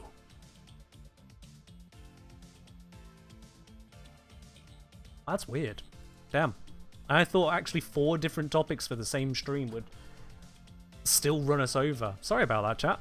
I did my best to try and have enough for the stream. Oh no. A stream went to plan, I know. Make it sound like don't do that often. No, Crescendo, we really don't. The number of times where I will wrap things up on a topic, say I'm like, oh, I'm testing Nidus, oh, I'm testing Wisp's Vulnerability, I'm testing something else. The reason the video doesn't then come out the next day is because I then spend yet more hours verifying further information and questions we didn't go into. Were it so simple to get topics out on Warframe, accurate topics out on Warframe.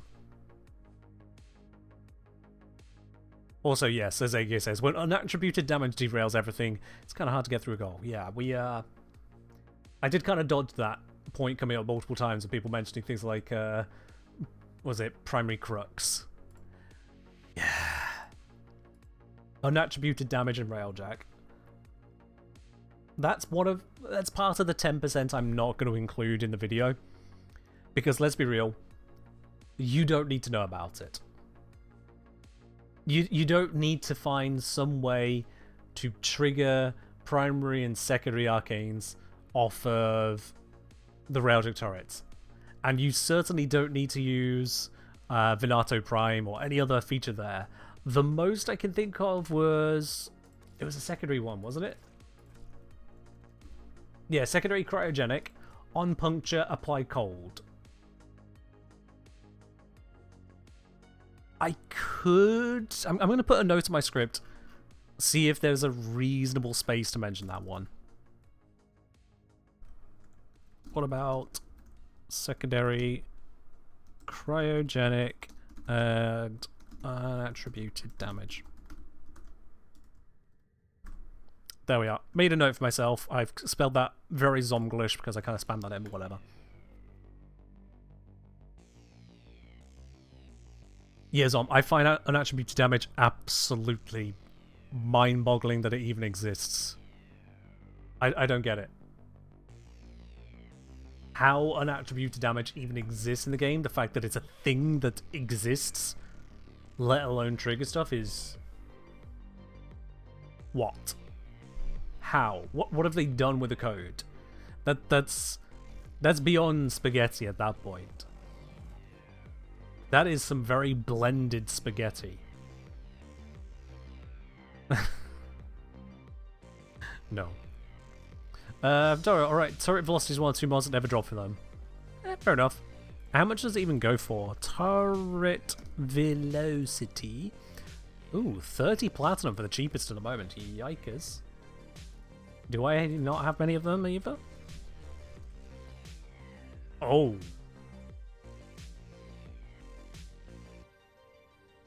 I think I'm going to recommend a different mod. As good as that is, where the fuck does this come from? Oh no. Yeah, I might have to just build just on account of people can't play this one. Turret velocity is maybe too hard to get to recommend. I'll add that to the notes. And this is why I bring up things on stream. It's perfect. Let's have a look at this together, shall we? Let's have a look at this one together. Mission drop tables, none. Enemy drop tables, only drops from Outriders. All of them, but only Outriders. Drop table chance, just to get a mod, is 15%. Item chance is at best 1.35 on the Veil, meaning it takes on average 500 Outriders to get one.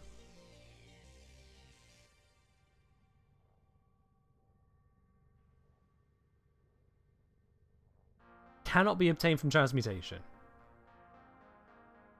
I'm actually really surprised I don't even have a second copy.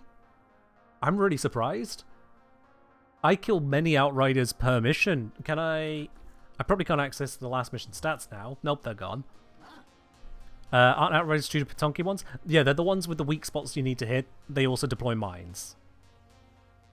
So they're not rare. And the ones that drop the Mark IV armaments are only the elite ones. The normal Outriders that spawn in the same missions also drop these mods. They just don't have the extra stuff. If I have a look at this here, yeah. That's the drop table for normal mode, I think. Yeah. I've been doing Steel Path. Maybe it doesn't drop the mod on Steel Path? Hold on a sec.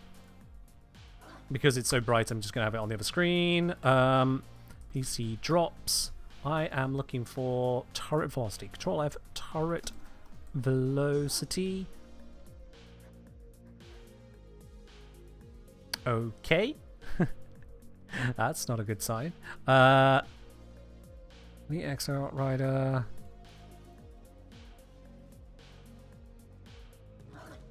Ooh. Oh, I wonder. Elite Exo Outrider. What if... I mean, there is a chance they may have implemented this incorrectly.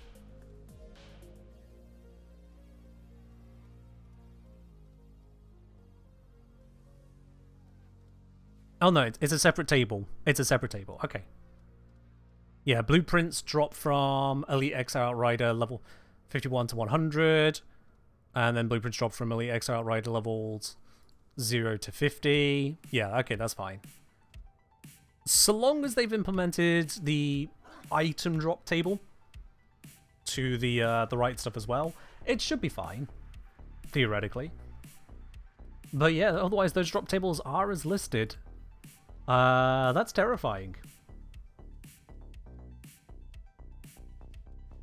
So, looking at the Mark IV stuff, yeah. The chance of a given Mark IV Z key gun from an Elite Exo Outrider is 4%. Not for any gun, just for a specific gun. Let me find the drop table for that entire unit. That'll take a moment.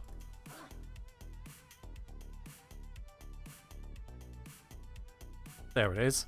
So yeah, blueprint chance 100%. Always going to give you 1, 2, 3, 4, 5, 20% chance of a Mark IV gun from killing an Elite Exo Outrider. 20% chance of Mark IV is honestly pretty good, right? 20% chance of Mark IV. This, for the same unit, is a 0.2% chance of the mod. So from Elite Exo Outriders, you would get 100 Mark IV guns in the same time on average. It would take you to get 1 turret velocity. If we assume the Exo Outriders, the non-Elite Outriders, appear just as often, and that is an assumption, I have no data on that, but if we assume it, even then it's still 50-to-1 ratio.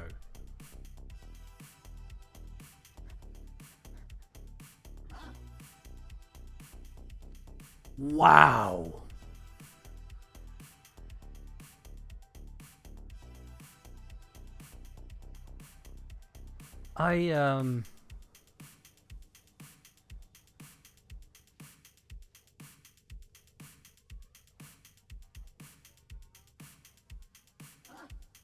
Yeah. It's damn, honestly. Did I cut forward artillery damage? Yes, Zom, yeah, because it's not necessary. Even on the highest level of missions, which I've been showing on stream here today, shooting the cruise ships in the weak spot when they had near enough maximum health, 1 shot. Remove the corpus shields, remove the corpus shield generators, remove the corpus shield drone, and don't be dying, and don't be procced. Or for the Grenadier, remove their shield generators. You hit the weak spot, they're dead. They're dead. And if you don't hit the weak spot, the damage is so much lower in the vast majority of cases that the mod doesn't actually do enough to help. The mod doesn't fix, oh, you don't have to shoot at weak spots anymore. The mod goes, well, you did more damage. Anyway, fuck off. It's just not enough, so why waste a slot on it? The cheap shot is nice. I still recommend that for any solo or just artillery-focused player. Again, if you don't do the artillery, you don't need it. I'm going to make a note on that as well, actually. Flex more on the...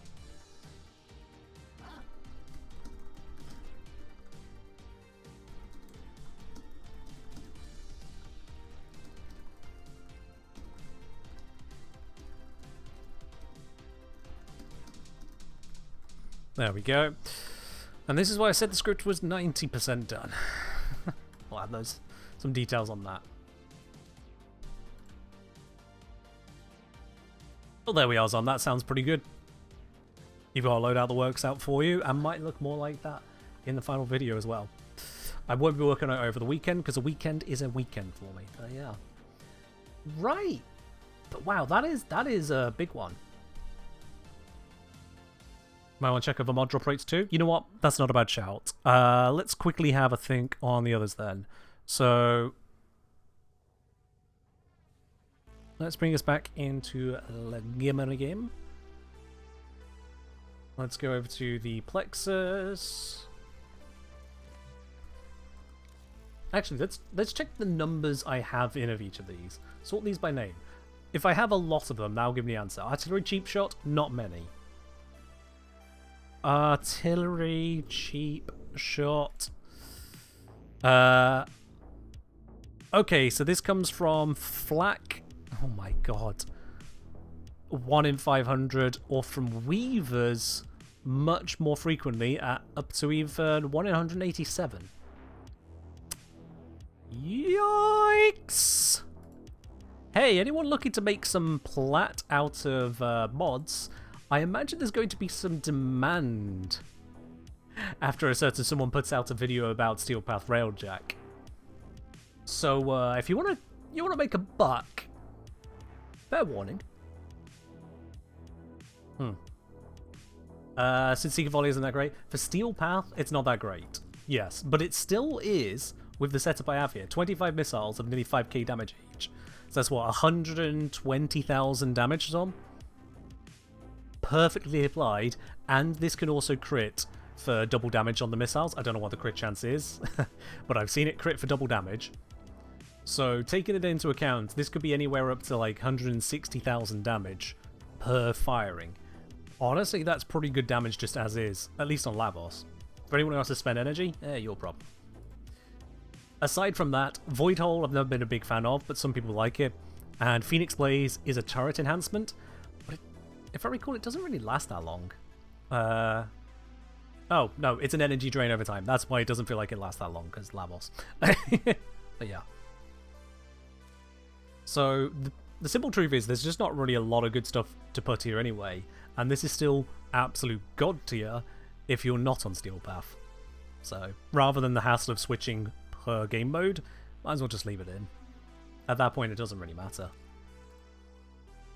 But yeah, that one is not the easiest to get either.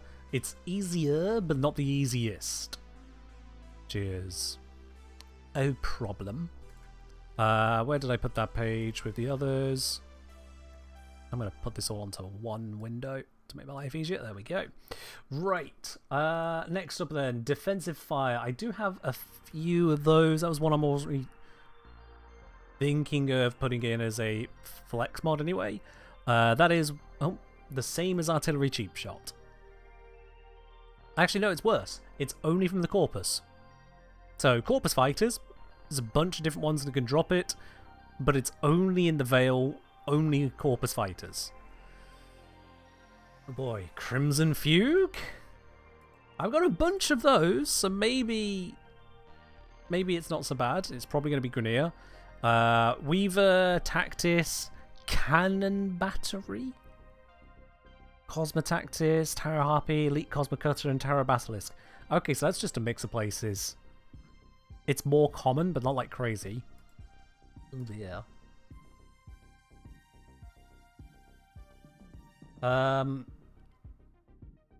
We've already been over turret velocity, so that's the golds.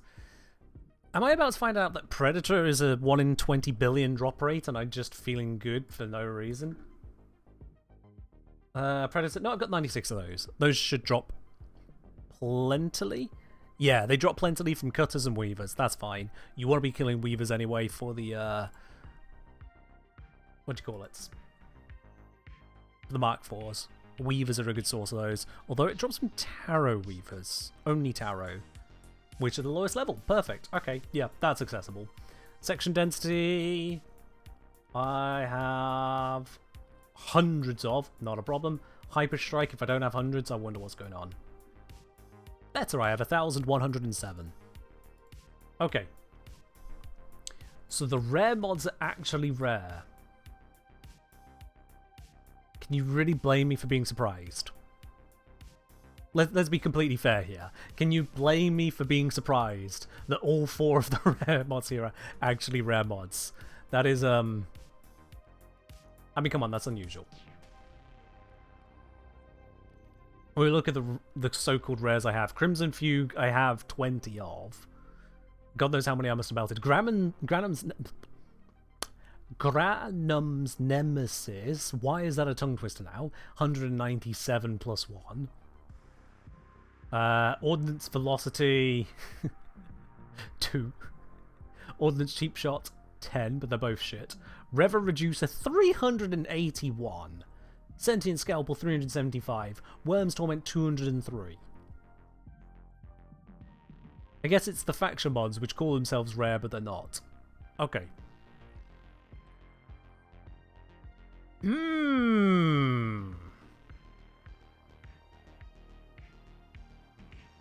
I am really, really glad you brought up not having that turret velocity one. I am really glad you brought that up.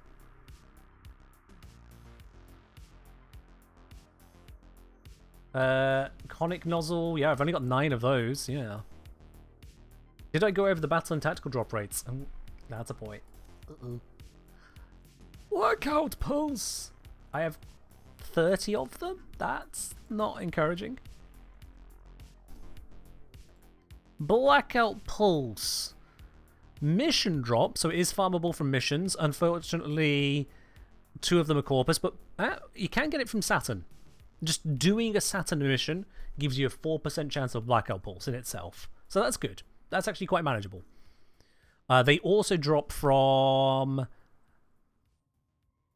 Let's see, that is a mix of Corpus and Grenier fighters, but at a very, very low rate. So yeah, you can farm Saturn for that one. any Saturn mission, you're good. It's fine.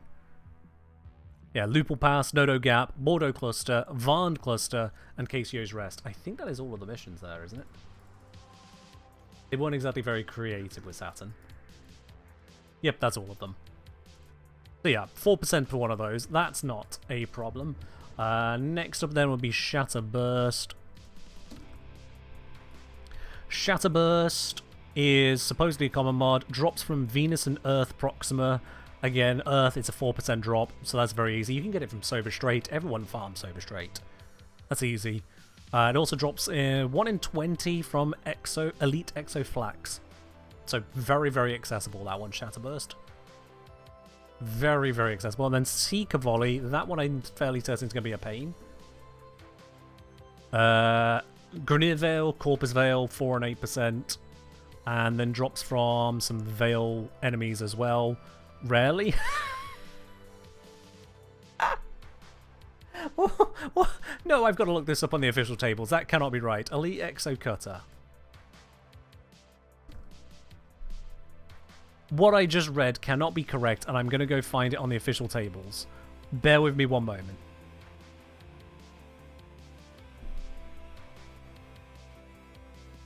Flashbang warning.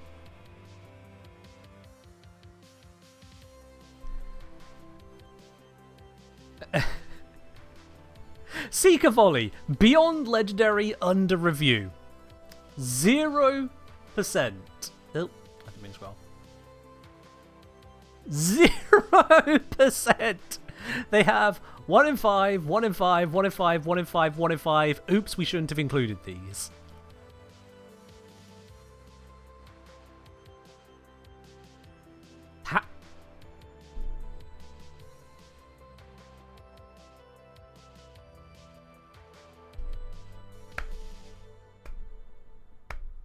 Is this the one I was trying to sell? No. I don't think I was sending any Railjack mods. No. But if you want to sell that, I mean... On the drop table for Elite Exo Cutter, drop rate 0. It does drop from other places, but this is just... Wow. Okay. Yeah. Something about a quick book. Yeah, I was saying, if there's any of these mods which are hard to get hold of, and you either have them or dare to care to get hold of them in the next couple days, then you're in line to potentially get a return from an increased demand that may or may not happen as a result of my video. That's what I'm saying there. So yeah. Yeah, the item from a normal Exo Cutter is 91.67, but you have to take into account that the Exo Cutter only drops things 15% at a time, so the true drop rate is 13.75, which is still 1 in 7. So, Seeker Volley, on the correct missions, very attainable. Blackout Pull seems to be a bit more of a be in the right place to farm it, but honestly it's not that much of an issue.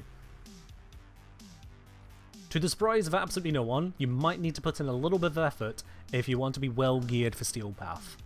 If you want to follow a guide that says, hey, here is the stuff to be absolute turbo maxed and everything, and you have never ever tried to be even good, let alone turbo maxed, at said mode, then you might find a few difficulties. And that's okay. Then you have to actually play the game. Oh no, the worst thing that could happen. But yeah, I'm gonna distinctly point out replacements on these. This I still think is very good because plus projectile speed. If you're using a projectile gun without that, ugh. But yeah, this definitely needs addressing. I'm gonna update that note here.